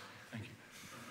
Yeah, it's good. With great difficulty. I mean, SOAS is actually pretty good on, you know, we have a number of researchers at SOAS who are going to Afghanistan. So we're able to do research there. I mean, you know, the obvious point is that we have a whole set of kind of ethical and security protocols that we consider in great detail and in conversation with our partners. I mean, the two partners that we work with in Afghanistan, OSDR and AREU, as I say, we've been working with many years, and they, you know, it's because we have a close relationship with them, we can have an honest discussion about where the security risks are and how to mitigate those. And you know, the GIS imagery is also another dimension of our research. It gives us another kind of looking at non-communicable diseases, and that's been used as a platform around a number of the ODA activities. In other areas, you know, you think about energy technologies, which is another major development issue. You need to be thinking about the commercialisation opportunities around that. Looking forward, I think one of the developments that will probably happen to the fund is that Innovate UK will take on a role, similar to the one that the UK Space Agency has, which is to bring private sector interest to a lot of these challenges. So, yeah, it's really...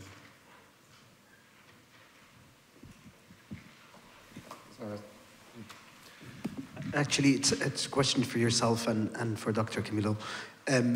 Is there mechanisms by which you want to turn knowledge into policy in terms of asking for institution of or providing conduits for lobbying both within the UK and abroad? One of the issues that Dr. Camilo highlighted is e-learning. E-learning is one of the biggest problems we face, and ironically, it's one of the biggest strengths of British universities. British universities, in my field, provide over 55 degrees in clinical sciences, yet across the whole region, they're not recognized by any of the governments. And so, let's say one of the issues that comes out of the research is around e-learning and recognition of e-learning. Are you going to be able to push for a mechanism by which this knowledge is transformed into some kind of policy? Is that one for me to start with, I think? Impact's always a challenging issue in every domain. Particularly in the policy practice space, it's the extent to which you're looking at the project level activity, where often if you like. There are kind of routes, but they're ultimately, to some extent, limited. Or you're looking at a body of activity.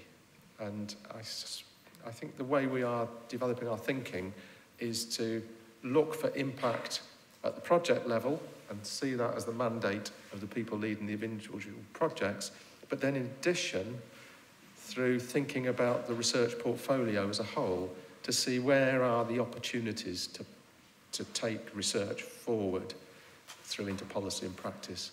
And that's part of the rationale for recruiting academic leaders into some of these portfolios who can translate that policy, practice, research, language. I mean, but in terms of specific things that are going on, I mean, there's a GCRF AHRC conference in a week or so specifically focused on the conflict portfolio. And a large part of that is to see whether there are generic opportunities for doing things for impact, in particular to bring stakeholders in, you know, the multinational sort of dimension, UNHCR, Red Cross and so on. And the other thing to not lose sight of is the way we work with DFID, because DFID have a research programme which is of comparable size to GCRF and is more naturally suited towards some of these, you know, some of these impact-orientated stuff. So the way we work with DFID, I think, is absolutely critical to this. But quickly, as you said, education for us is very central, not only because of the situation, but is the field where we have seen the overlapping, competing complexity of the displacement in the host society being very much at play. Different curricula, the negativity, the access, different shift, the fact that teachers are not paid for doing X numbers of. So being embedded as a challenge, fundamentally, I hope that would be already an element of creativities around which others and multiple stakeholders that already are doing and experimenting little project can be somehow scaled up through the innovation, which is mainly digital innovation. For us, crucial has been to use two education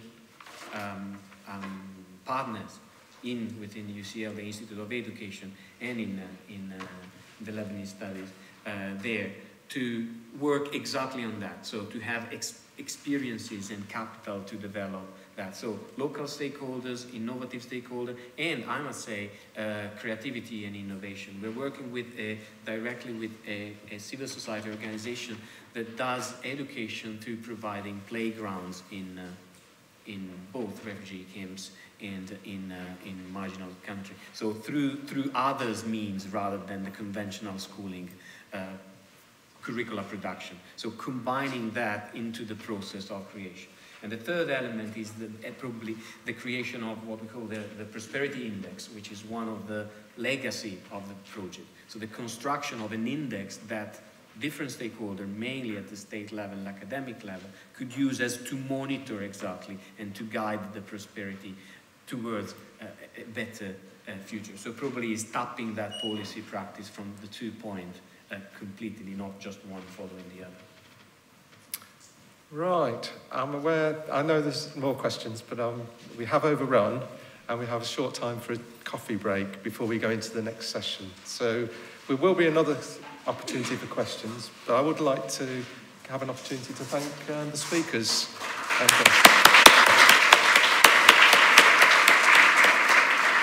So if we could reconvene at 12 o'clock, that would be fantastic.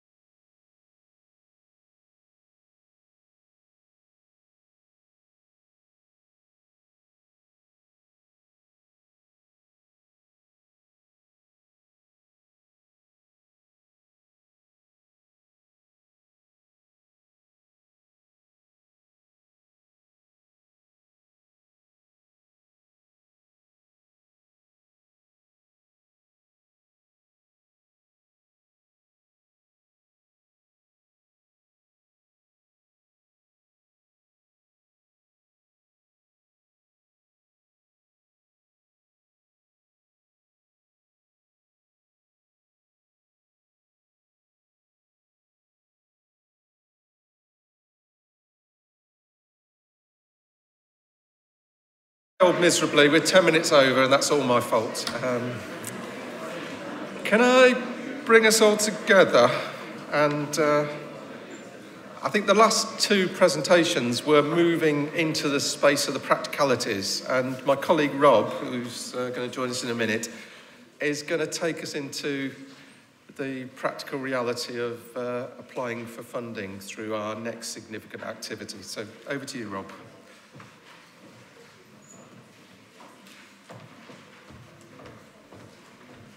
Thanks very much, Mark. Yeah, so my name is Rob Felstead. I work for Marc in the International Development team, working specifically on the Global Challenges Research Fund. I led the Growing Research Capability call, which is the first collective fund call. And today I'll be giving you some more information, detailed information about the second collective fund call, the Interdisciplinary Research Hubs call. So I will try and get through as much. There's quite a lot of detail here. I'll try and be quick and concise, but there is quite a lot of information. And I'll also take questions at the end. So the Interdisciplinary Research Hubs call. This is a call looking for impact-focused interdisciplinary research hubs. The rules for these is they're established and led by eligible UK research organisations. And we're looking to fund 12 to 15 hubs, depending on the quality of them. And they can be of a size, in terms of finances, of 8 to 20 million full economic cost, and they will be 5 years long. In terms of the assessment process, and I'll talk about that a bit later, the key deadlines are the intention to submit, which is a week from today. Then there is the outline phase, which the deadline for that is the 9th of November. And then we have, for those that are successful, the full proposal deadline will be May of next year. And then we have the decisions, and then the hubs will be due to start in December of next year. So it seems like quite a long time away, but these things actually always seem to come up on you faster than you'd imagine. So the key focus of the hubs is around intractable development challenges. So to, as quick as I can explain this, there's obviously a lot more detail in the call text. These are multi-dimensional, complex challenges which cut across sustainable development goals. They're generally resistant to change, prone to fragmented responses, and they generally can't be solved by a single organisation, sector, or discipline. And so in order to tackle them, you need the capacity to think across and between the sustainable development goals, with a clear understanding of how those different disciplines that are brought in to solve it can contribute. As well as have an awareness of underlying factors and contexts. So this is really at the heart of this call. And it's very important that when you're thinking of developing a bid, that you really think about whether the challenge or challenges that you're tackling with this hub really fit this criteria. If you're not sure, please do come and talk to us. My colleague Sean is kind of like the lead expert on this. And even if we can't give you a definitive answer, please do still ask the question anyway, because we might be able to steer you a bit further towards what we're looking for. In terms of what a hub would actually look like, so I'll start you off. There's a lot of information on this slide, so I'll start you off in the top left-hand corner to it being challenge and impact focused. So that's kind of where you start. You're looking at it being focused around the challenge that I just described, and that it being looking to have impact, so solving that challenge. You will be generating excellent and novel research, but you should be able to translate that research into measurable development impacts. And it can be, or it should be, a broad range of scalable impacts, as well as being a sustainable program. So it should have a legacy beyond the initial 5-year investment, and that should be built into the design of the program. If I move over to then the top right-hand quadrant, the next focus is interdisciplinary research excellence. So what we're looking at is using and developing excellent research capacity in the UK and developing countries, but also with the capacity to think across, between and within sustainable development goals. You should be looking to assemble new knowledge and insights across different research communities relevant to the challenge. And of course you can and should, where possible, strategically build on previous investments. Onto the partnerships. I know Marc spoke a lot about this morning. I'll emphasise it again because it is so important for these. co-development with international partners. And substantial, genuine, there's that word again, genuine and meaningful collaboration and engagement. So these do have to be genuine partnerships, and full consideration of the relevant developing country context as well. So that's kind of really, really a key part of this. And then now on to the final quadrant, organisation and leadership. So you should be looking to have shared values and goals across the programme with strong research and operational leadership. So that's making sure that you have the right management in place and that is properly resourced from the programme. It's something that's very important, making sure that you do have the resources to manage the programme within these very large awards. And included in that is the appropriate and effective monitoring and evaluation. So for these big programs, the monitoring and evaluation is a key part of that in terms of identifying the indicators towards impact and progress of the project, and that being part of a full monitoring and evaluation framework. But within that, there is the ability to learn and adapt. These aren't things that are set in stone at the beginning of 5 years. These will adapt and change throughout time, and so that is a very important part of it. So I want to talk a little bit about eligibility. So it's a bit more of the nitty-gritty now. It's important, though, because we have recently updated our call text. That about 8 days ago that went live, and it just clarifies and goes into more detail about what we set out in the initial call document. So the PI hub, the PI, Principal Investigator or Hub Director, does need to be employed by the lead organisation, and they should be employed for the duration of the hub. That lead organisation does have to be based in the UK, so they have to be eligible to receive RCUK funding.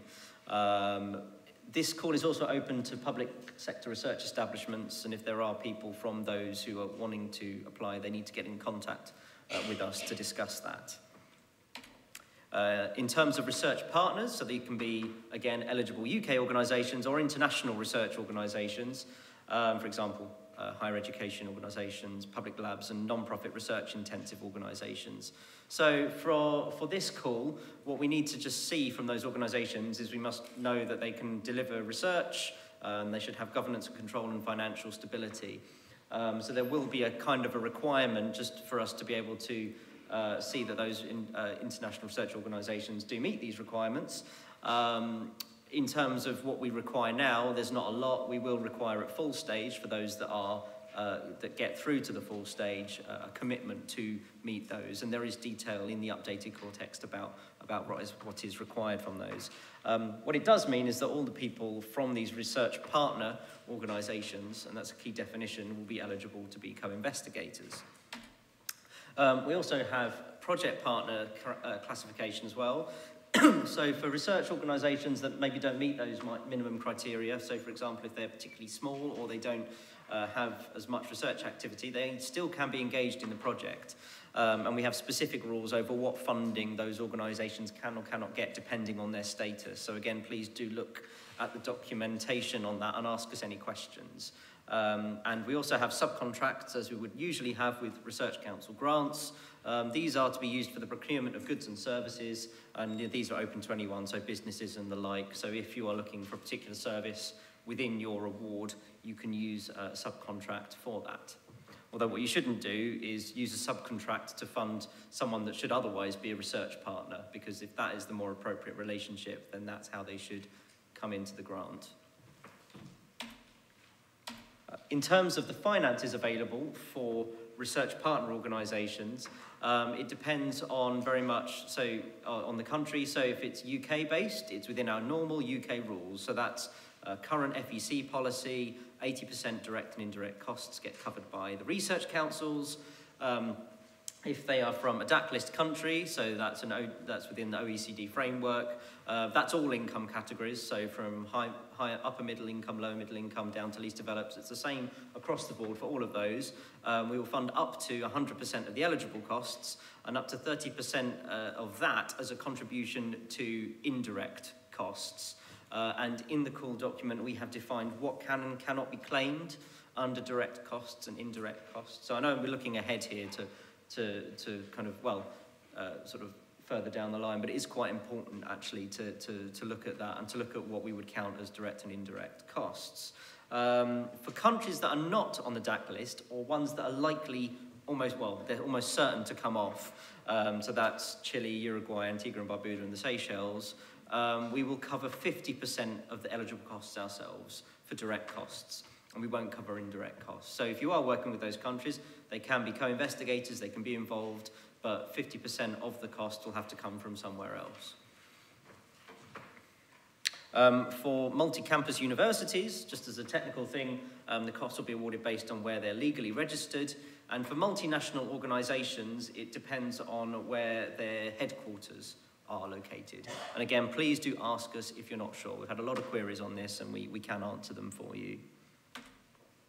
In terms of project partners, the project partner classifications, those not eligible to be research partners, we do fund for third sector organisations, charities, not-for-profit, up to 1 FTE per organisation across the whole award.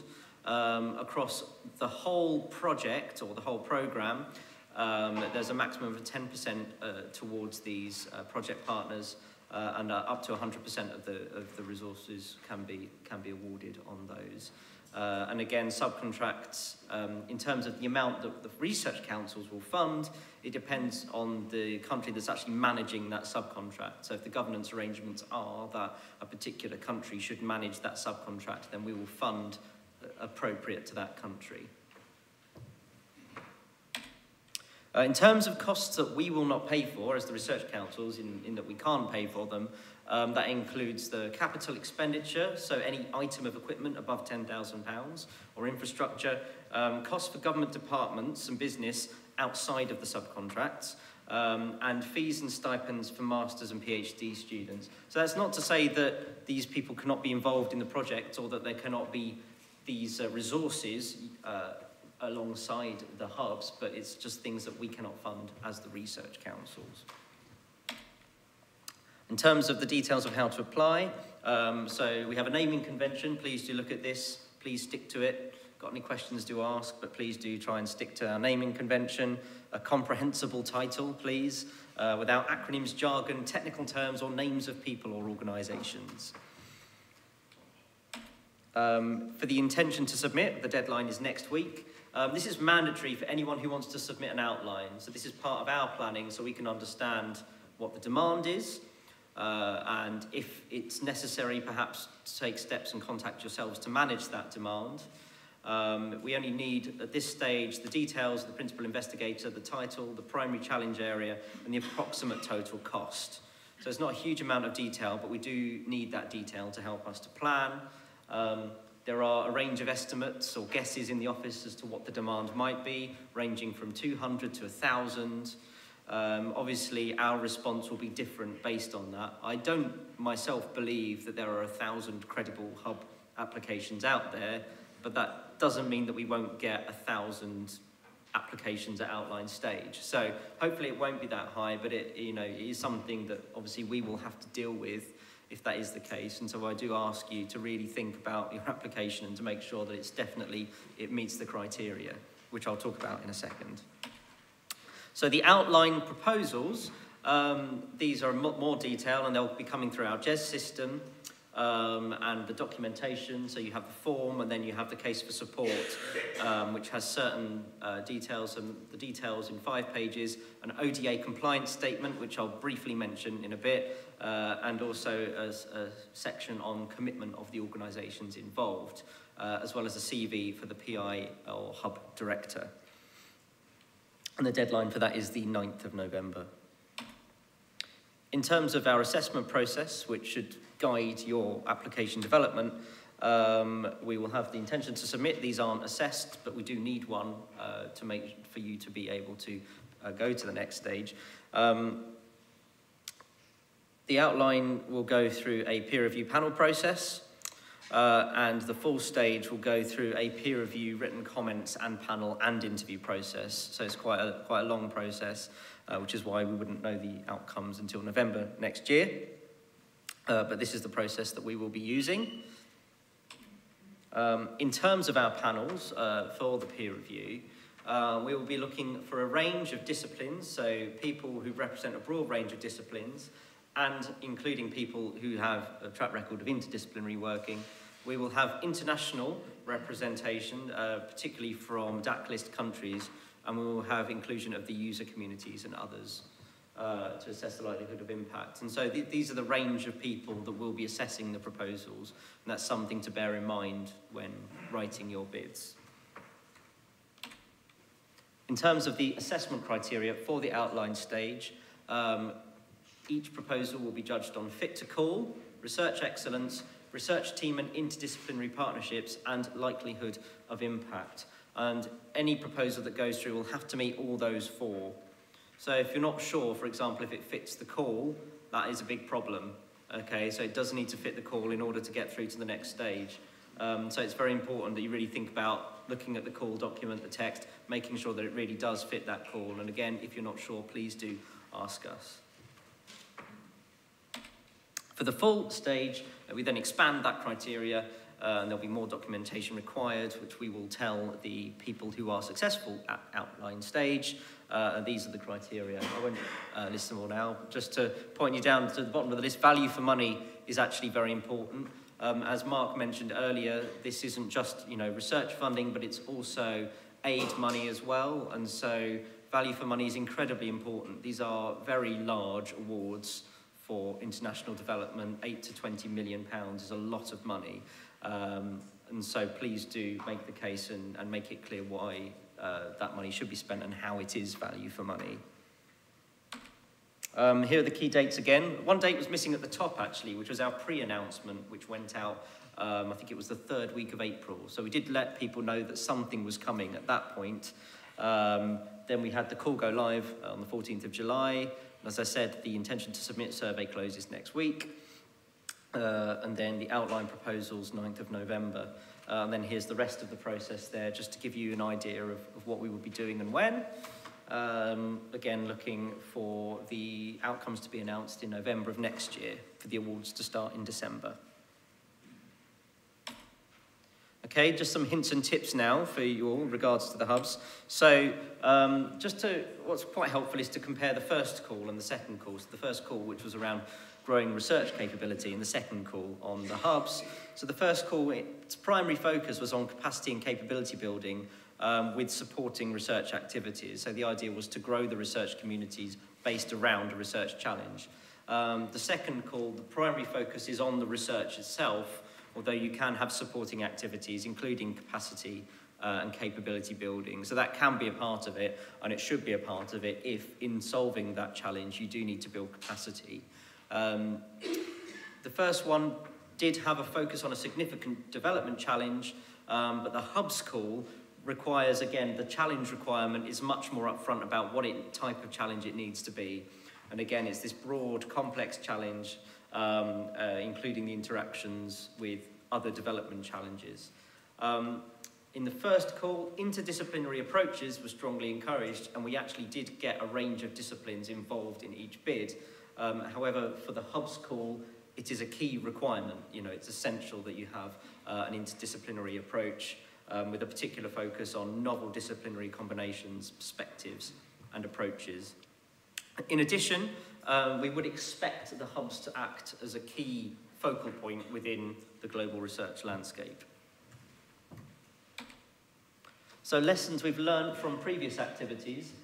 These aren't just standard grants with overseas partners. I hope most of you wouldn't think that an 8 to 20 million pound grant would be a standard grant. But it's interesting how some people do often think of it being, oh, well, it's just a big grant. I can do what I've always wanted. I can get everything on my shopping list. That's not what this is. And so do think of it, really do look at, again, at the kind of criteria and what we're trying to achieve with this. The proposals do need to be official development assistance, challenge-led, solution-focused. That's absolutely essential for these. And the applicants, as part of that, need to demonstrate an understanding of the context. The in-country partners need to be appropriate, and they need to be involved at all stages, so in the scoping and delivery of the research and adding value, and at the impact stage as well. So they need to be involved at all levels. You should look to support adaptability and resilience within the programme by focusing on the key competencies, skills, expertise, people required, rather than necessarily getting really stuck down into you know, we want this person in this work stream. So think about kind of what skills and competencies you need, and that's kind of where the flexibility comes into these, especially when it's not entirely sure quite where it's going to go in solving these challenges. And please, please, please do be clear and realistic about the potential impact.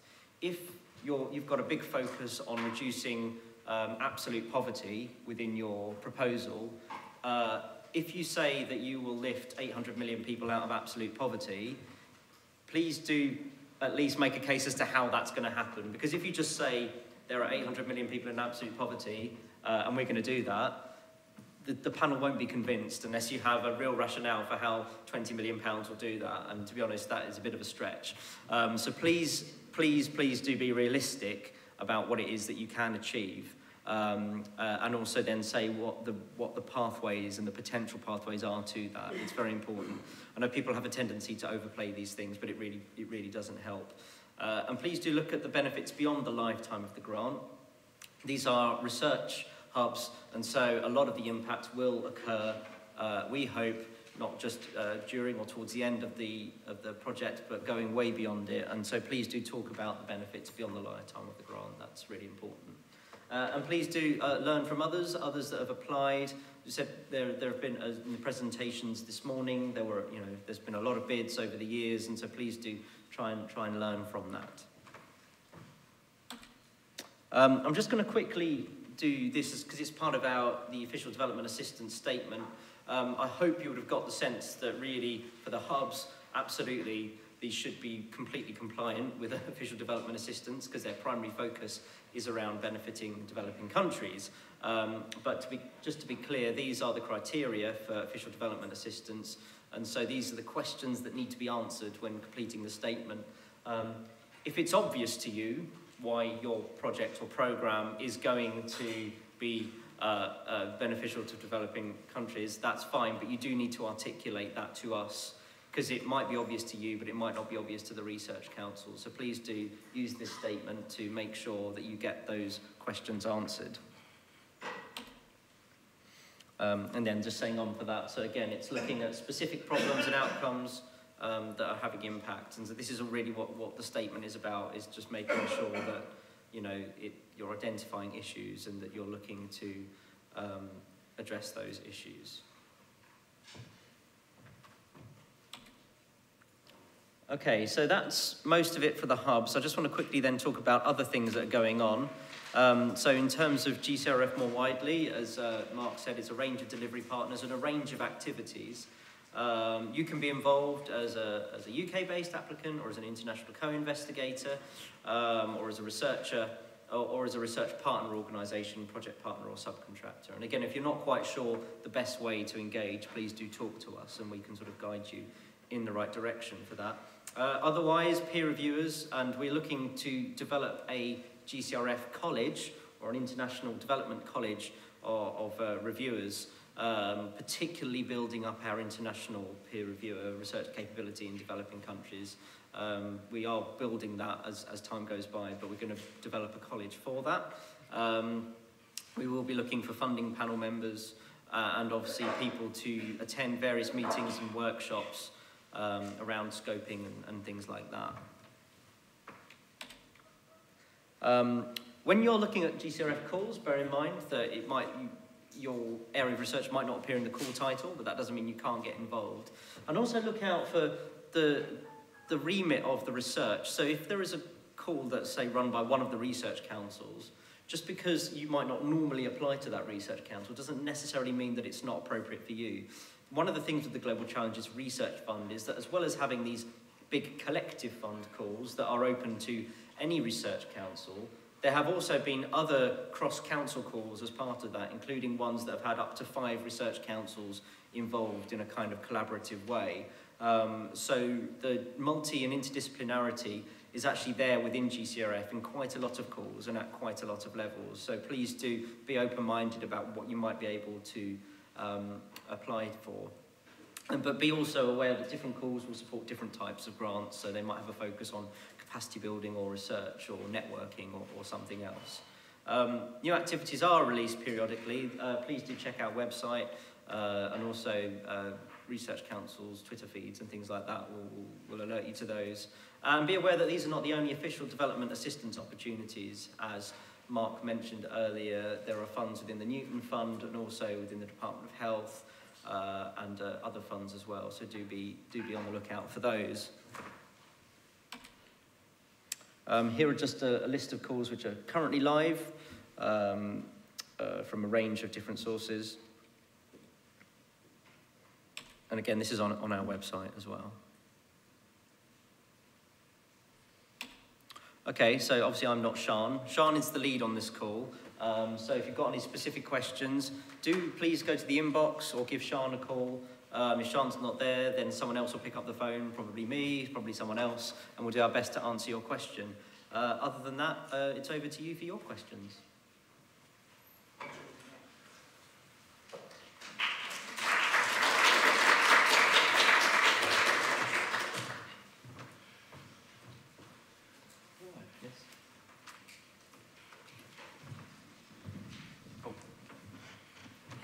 Hi, I'm Sarah from the University of Exeter.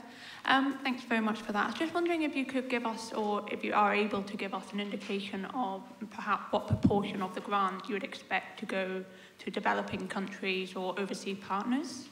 Thank you. Sure, so we don't have a limit, so it's kind of what's appropriate. For the first collective fund call, I think the average was about just under 40%. So about 40% of the funding went to developing countries.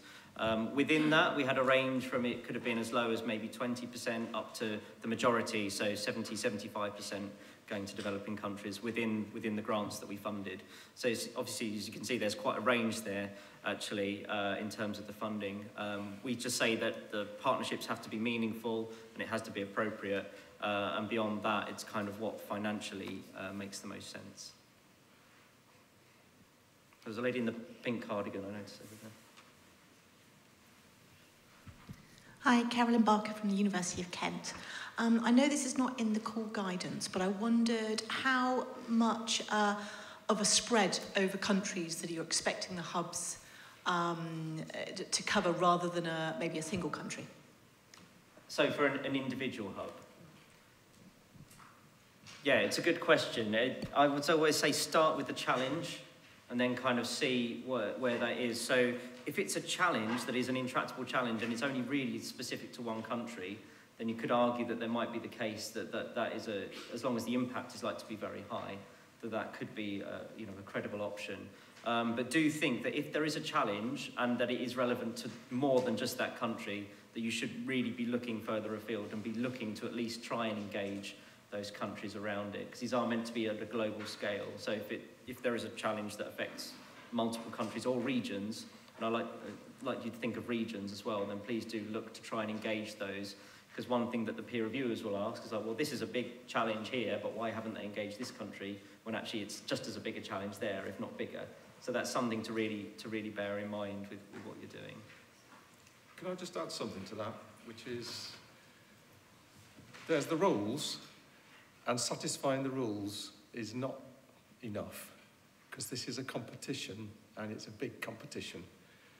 So you have to kind of be realistic, because this is something special, and that means that whatever comes forward has to be special. And just to kind of give you a different take on things, one of the projects that I was quite impressed with under the Grow Call was a project at the Liverpool School.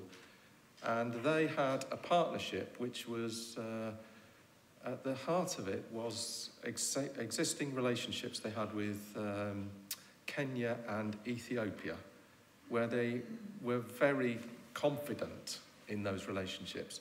But in addition, they were looking to develop new partnerships into North Sudan and Somaliland, I think. And they saw those as taking more of a risk on the relationship. And I think that kind of approach is actually quite a practical, sensible way of thinking about things in terms of how you make sure that you can make progress, but also be a little bit more pressing and more challenging yourself.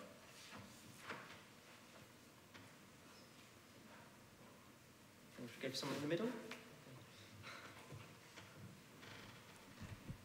Hello, I'm Deanna. Hello, I'm Deanna Ford from Harvard University. You said that one of the key characteristics is co-development of hubs with international partners, so I have two questions related to that. One, developed country research institutions are clearly eligible to join as a supporting research institution, but I was wondering if there are any other special considerations if we are joining in with a hub proposal. And then second, for collaborations with DAC country research institutions, is there a particular value in having a specific co-investigator join from one of those institutions, or is just a strong collaboration with those locally based research institutions sufficient? Okay, so in answer to the first question, there isn't a particular special consideration other than the requirement for financial support, and that's kind of a key one really. And obviously peer review will judge the appropriateness of that relationship. Which then leads to the second question, which is that we don't always have a requirement ourselves within the rules that, you know, someone has to be a co-investigator, for example. But again, when it comes to peer review, they'll ask the question, well, why isn't that person a co-investigator? You know, if actually they're a partner, why haven't they got the credit that comes associated with being a co-investigator for that? So that is a question that will be asked. And so if you can articulate why they're not and why it's a strong relationship, then that's absolutely fine. But just bear in mind that peer review will ask that question. So, gentleman down there. It's a very technical question that follows up on this one about this international partner organisation co-investigators. In the core text, I'll just check the updated text. I wasn't aware that there was an updated one, but I checked it, it's still the same. It says, in order to be eligible to receive funding as a research partner organisation, non-UK research organisations will need to register with the research councils, but they don't need to be registered at outline stage. As it stands in the GES document, it's impossible to list an international co-investigator who isn't registered with GES already. So I'm wondering, how do we indicate international co-investigators within the GES form as it stands? So at that stage, you can register them on GES, but obviously it takes a few days. So you can do that, it is an option, but I would suggest if you do it sooner rather than later, because it does take a few days to go through. So that's your advice rather than... But in terms of what we're saying, so just to be clear, in terms of our requirement to register organisations, that is separate from that. So if you want to get the co-investigator onto the grant, then you need to register them with GES, because that's a requirement. But that will take a few days. So you can do that, but you need to do that. So it is, sorry, just to be clear, it's technically possible to register a co-investigator without having their organisation registered with RCUK? That is correct, yes. And there is a subtlety here between organisational registration and person registration, which I won't go into the details too much, but that is the case. Okay, and if we have a problem with that, we can... Sean? Yeah. We've had this query in and we haven't had a response to it yet, so... But we will get one if we follow up. But I do ask, if you are going to register a person, please do not do it the day before the deadline, because it just won't happen. So please do it sooner rather than later. I'm aware of time. Yeah, that's one more question. Right, good. I'll be around Thanks at very lunch. much, Rob. I'll be around at lunch. One more question. Right, and this brings us to the final session before lunch, which is Professor Michael Kolya from the University of Sussex on over to you. Thank you very much. I've been asked to speak about implementation.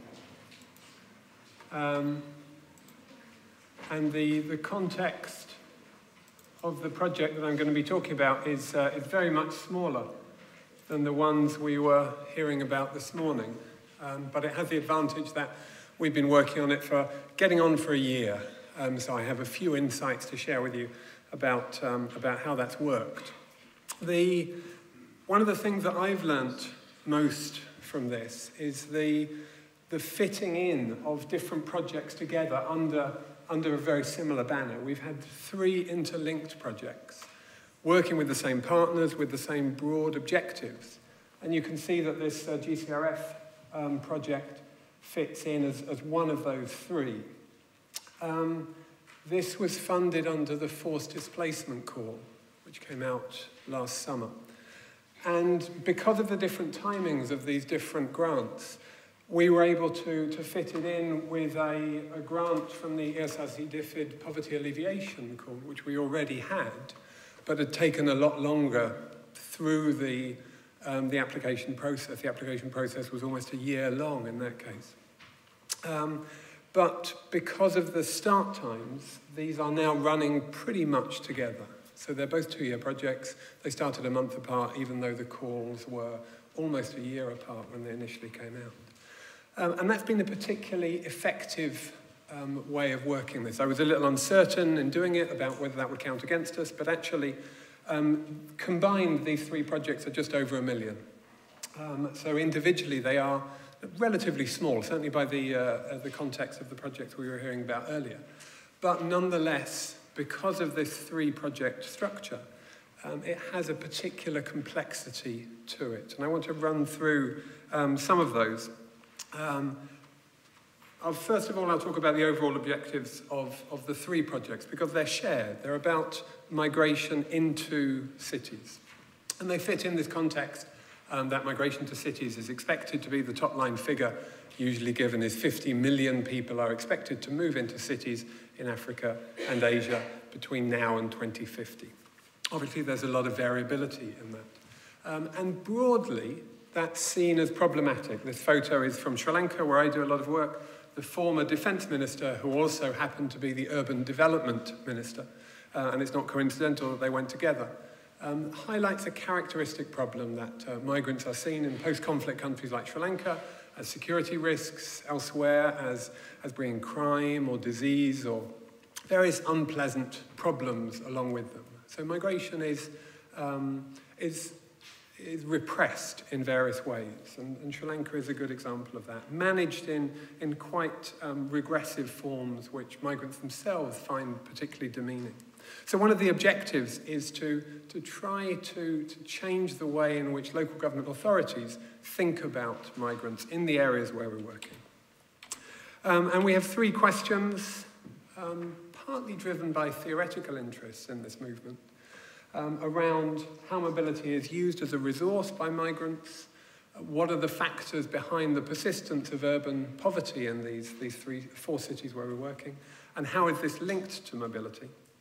And how can the arrival of migrants in the city, and particularly the sort of circularity that the migrants often maintain for some time after moving to a city, be maintained in sustainable ways?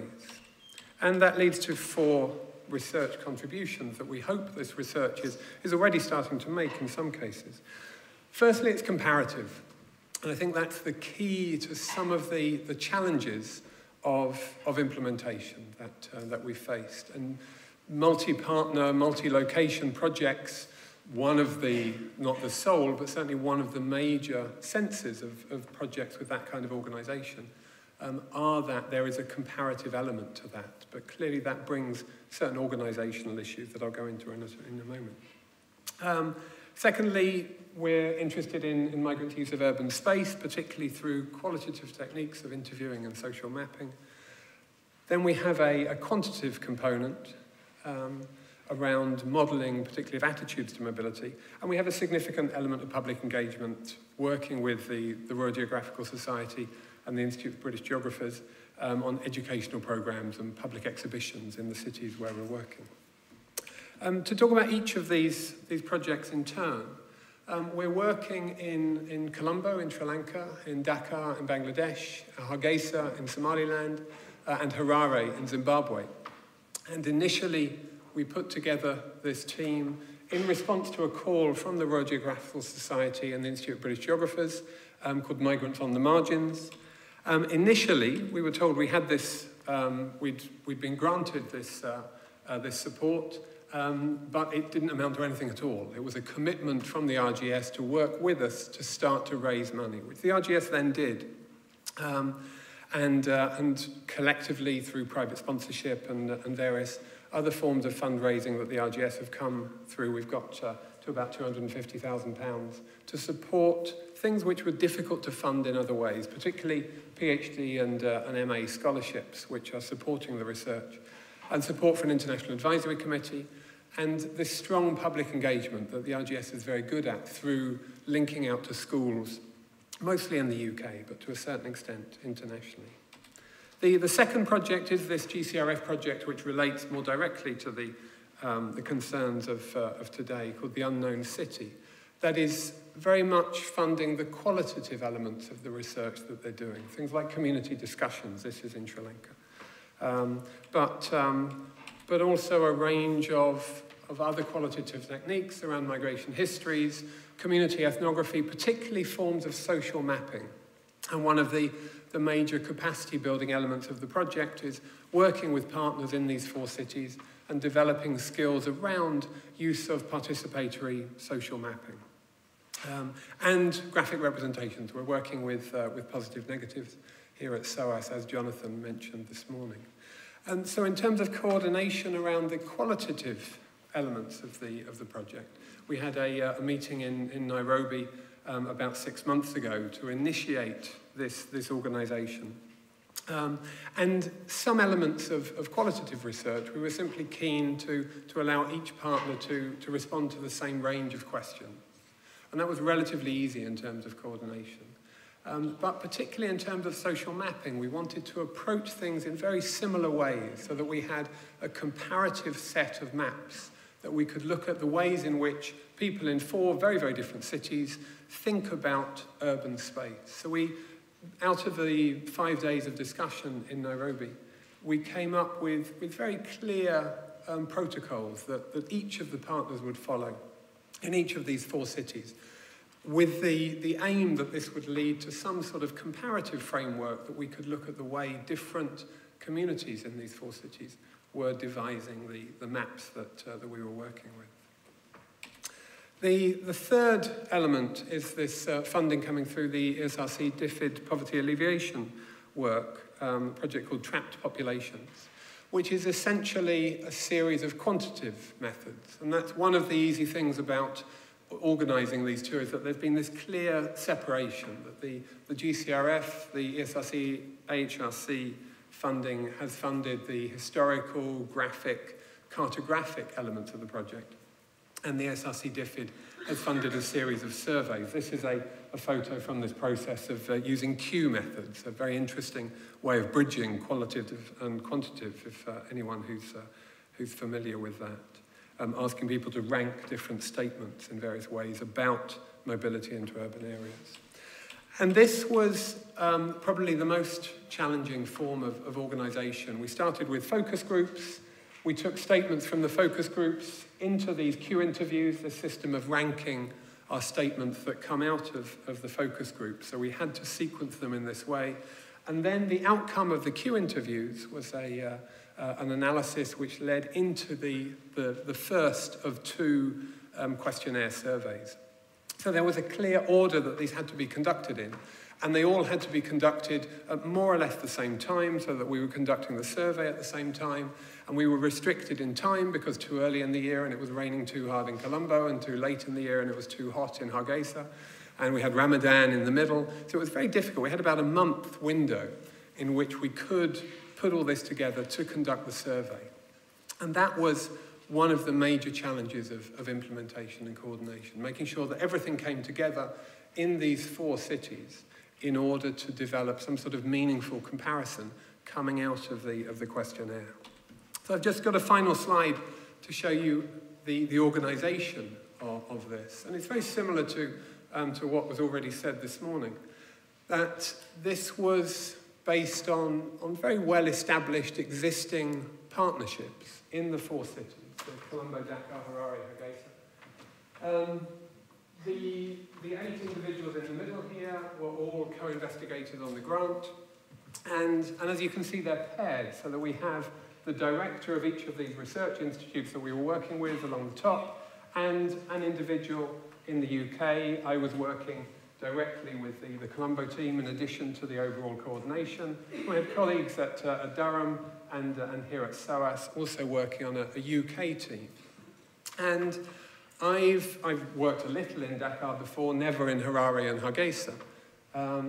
And it was this mix of different networks that I think has been one of the effective elements of this project. That even though I've worked very closely with the Colombo partner for a very long time, and similarly my colleagues have all worked individually with the partners that they're working with, the novelty that we're getting out of this project is this mix between different researchers in the UK and different destinations, but also the interchanges between different organisations.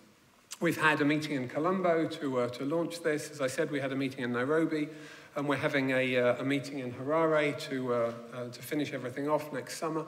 And within that, there is opportunities for mobility developing, so one partner can go and visit another partner and try to understand both the research challenges, but also the sort of barriers facing dealing with local government, for example, or other issues of research uptake in these 4 cities. So there's a level of interconnection between the partners as well, which we were really keen to encourage coming out of this. And alongside that, we have separate structures linked into the different funding streams and the different requirements of those funding streams. So we have a postdoc fellow at Sussex who's a specialist in quantitative analysis who's been working on the capacity building, travelling to each of these locations. And on the Unknown City, the GCRF project, we have a variety of different individuals with particular expertise on social mapping or GIS skills. Who are leading different elements of that work. And all of this is coordinated because everything is, all emails or Skype conversations include both individuals working in each city, so that there is always somebody who is able to check up, who is following very closely what's happening in Harare. And as the overall coordinator, that's not something that I have to be completely aware of, because I know that there's conversations going on between people who know each other very well and work together with a degree of trust. So I think that there was, I was very sympathetic to a question this morning about, to what extent should there be a balance between working with established partners and developing new networks. And I think this is an answer to that question in the sense that, to an extent, it does both of those. That there's key criteria of genuine partnerships. It's very difficult to demonstrate that a brand new partnership that's been put together specifically for a particular grant is genuine. And that's, if I was reviewing that, that's one of the things that I would want more details of. But a partnership which has a long history to it, it's much easier to demonstrate that that's a genuine partnership, that there's a degree of co-development of knowledge within that. And the novelty is in the mixing up of different partnerships. And that, so far, almost halfway into this grant, seems to be working quite effectively. I'll stop there and we can have lunch. Thank you.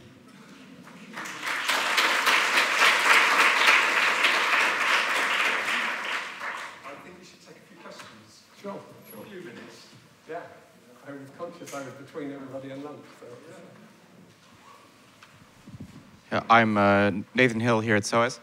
And I have a practical methodological question. I'm sure the working language of the research project itself is English, but if you're giving questionnaires to poor people in various countries, you have to work in the language they speak. So then you have a question of, for instance, whether your Sinhalese questionnaire and your Bengali questionnaire say the same thing. And so I'm wondering how you kind of constrain that methodologically. That's a really interesting question, and clearly an important one in this context. And we were working in 5 different languages, in Sinhalese and Tamil in Sri Lanka. And Sri Lanka is the only country where we could reliably depend on literacy amongst the people that we were working with. So we did the standard translation and back translation, as you would expect in that context, to make sure that there was some commonality to the English. But and that's a very well-established methodology that certainly I've used quite regularly before. What we did in this context was also have quite a detailed discussion with all of the partners beforehand, face-to-face, going through the questionnaire question by question. We'd already had an email discussion so that partners could identify and add certain questions that they thought were specific to their own location. And in the end, about 90% of the questionnaire is common to all 4 cities, which was more than I was expecting. I was thinking that we would aim for about 75% of commonality of questions that we were asking in all 4 contexts, and then have 25% that was specific to, that reflected the interest that particular partners had in their different contexts. But partly because of this stage of discussing things to start with, and identifying comparators beforehand. I mean, one of the questions I remember we had quite a long discussion on was about types of house. You know, is the house, in the Sri Lankan terminology, people talk about temporary, semi-permanent or permanent. That doesn't mean anything in a Zimbabwean context or in the context of Hargeisa. So we had some sort of discussion to identify common terms that would capture this idea of the degree of permanency of a house. You know, is it essentially a thatch hut, or does it have concrete floors and walls and roof? That would translate across these four areas. And that was quite effective, that I would do again in that way. And I think that's one reason why we were able to get this quite large section of commonality across the questionnaires. But it's a really interesting area, definitely. Thank you.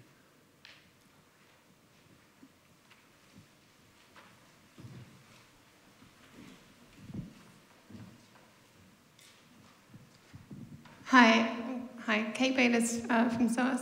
Can I ask, what are your measurable impacts on this project? That's a very good question. We have, and our overall aim is to change the way that people think about migration into these cities, given the context that this is very widely seen as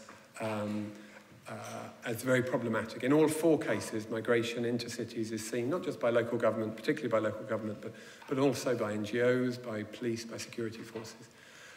So we have regular meetings with all of these stakeholders, and the measurable impact is through comparison of initial questionnaires that we did at the first stakeholder meeting, and hopefully questionnaires at the final stakeholder meeting when we get back to people next year. In Harare, they're doing these stakeholder meetings every month. We only have funding for every quarter, but they're particularly enthusiastic about this. So in the other cities, we've had 4 meetings so far. And in Harare, they have had 8. So we have quite regular meetings with people who want to engage. It's clearly a self-selecting group. But we are hoping that in each of these cities, we will be able to demonstrate that something has happened. In addition to that, we're funding exhibitions in each of the cities for a broader public engagement, and we'll do similar attempts to measure the way that people respond to those exhibitions. But the measurement of what is ultimately a very qualitative aim is a challenge, and I'm not sure that we've effectively got it, but we should know a bit more about that next year. Thank you. Thank you. Yiping Liu from Newcastle University. It's very interesting to see you put like 3 projects together and address overarching theme. My question is, how do you distinguish each of the project which to fit to the call, and how the founders or different schemes look at when you're already doing different work? Because that is really synergy perspective. How can you really play it out in a very kind of smart way? Thank you. Thank you. Yeah, that's one of the elements I was very uncertain about in putting this together. One of the projects is slightly different in that the Royal Geographical Society identified us as a team to work with to help generate more funding for this. So they were explicitly interested in working with us as a partner to help us get more funding. The uncertainty was really in the GCRF, which was the last one that we applied for, the ESRC HRC forced displacement call. We already had the ESRC DFID poverty alleviation project, and we were just very transparent in writing the grant, saying that this is what we've already got funded, and really detailing very specifically in the grant what was funded, what was collective, what this grant would benefit from that wasn't being funded from this grant, and what was being funded from this grant that would obviously have a knock-on impact onto the other one. And we've had to be quite clear sticking to that. And I regularly have to go back and check, what was the list? Which grant did we say we'd fund this bit from or this meeting from? Generally, the quantitative-qualitative distinction has made that quite clear. But there's obviously a lot of overlap in terms of things like stakeholder meetings that could be funded from one or the other. And it's just a question of being transparent in the initial proposal, and that was accepted. You know, the possible advantages of that were obviously felt to outweigh the disadvantages, and to try to maintain that in the management of the budget.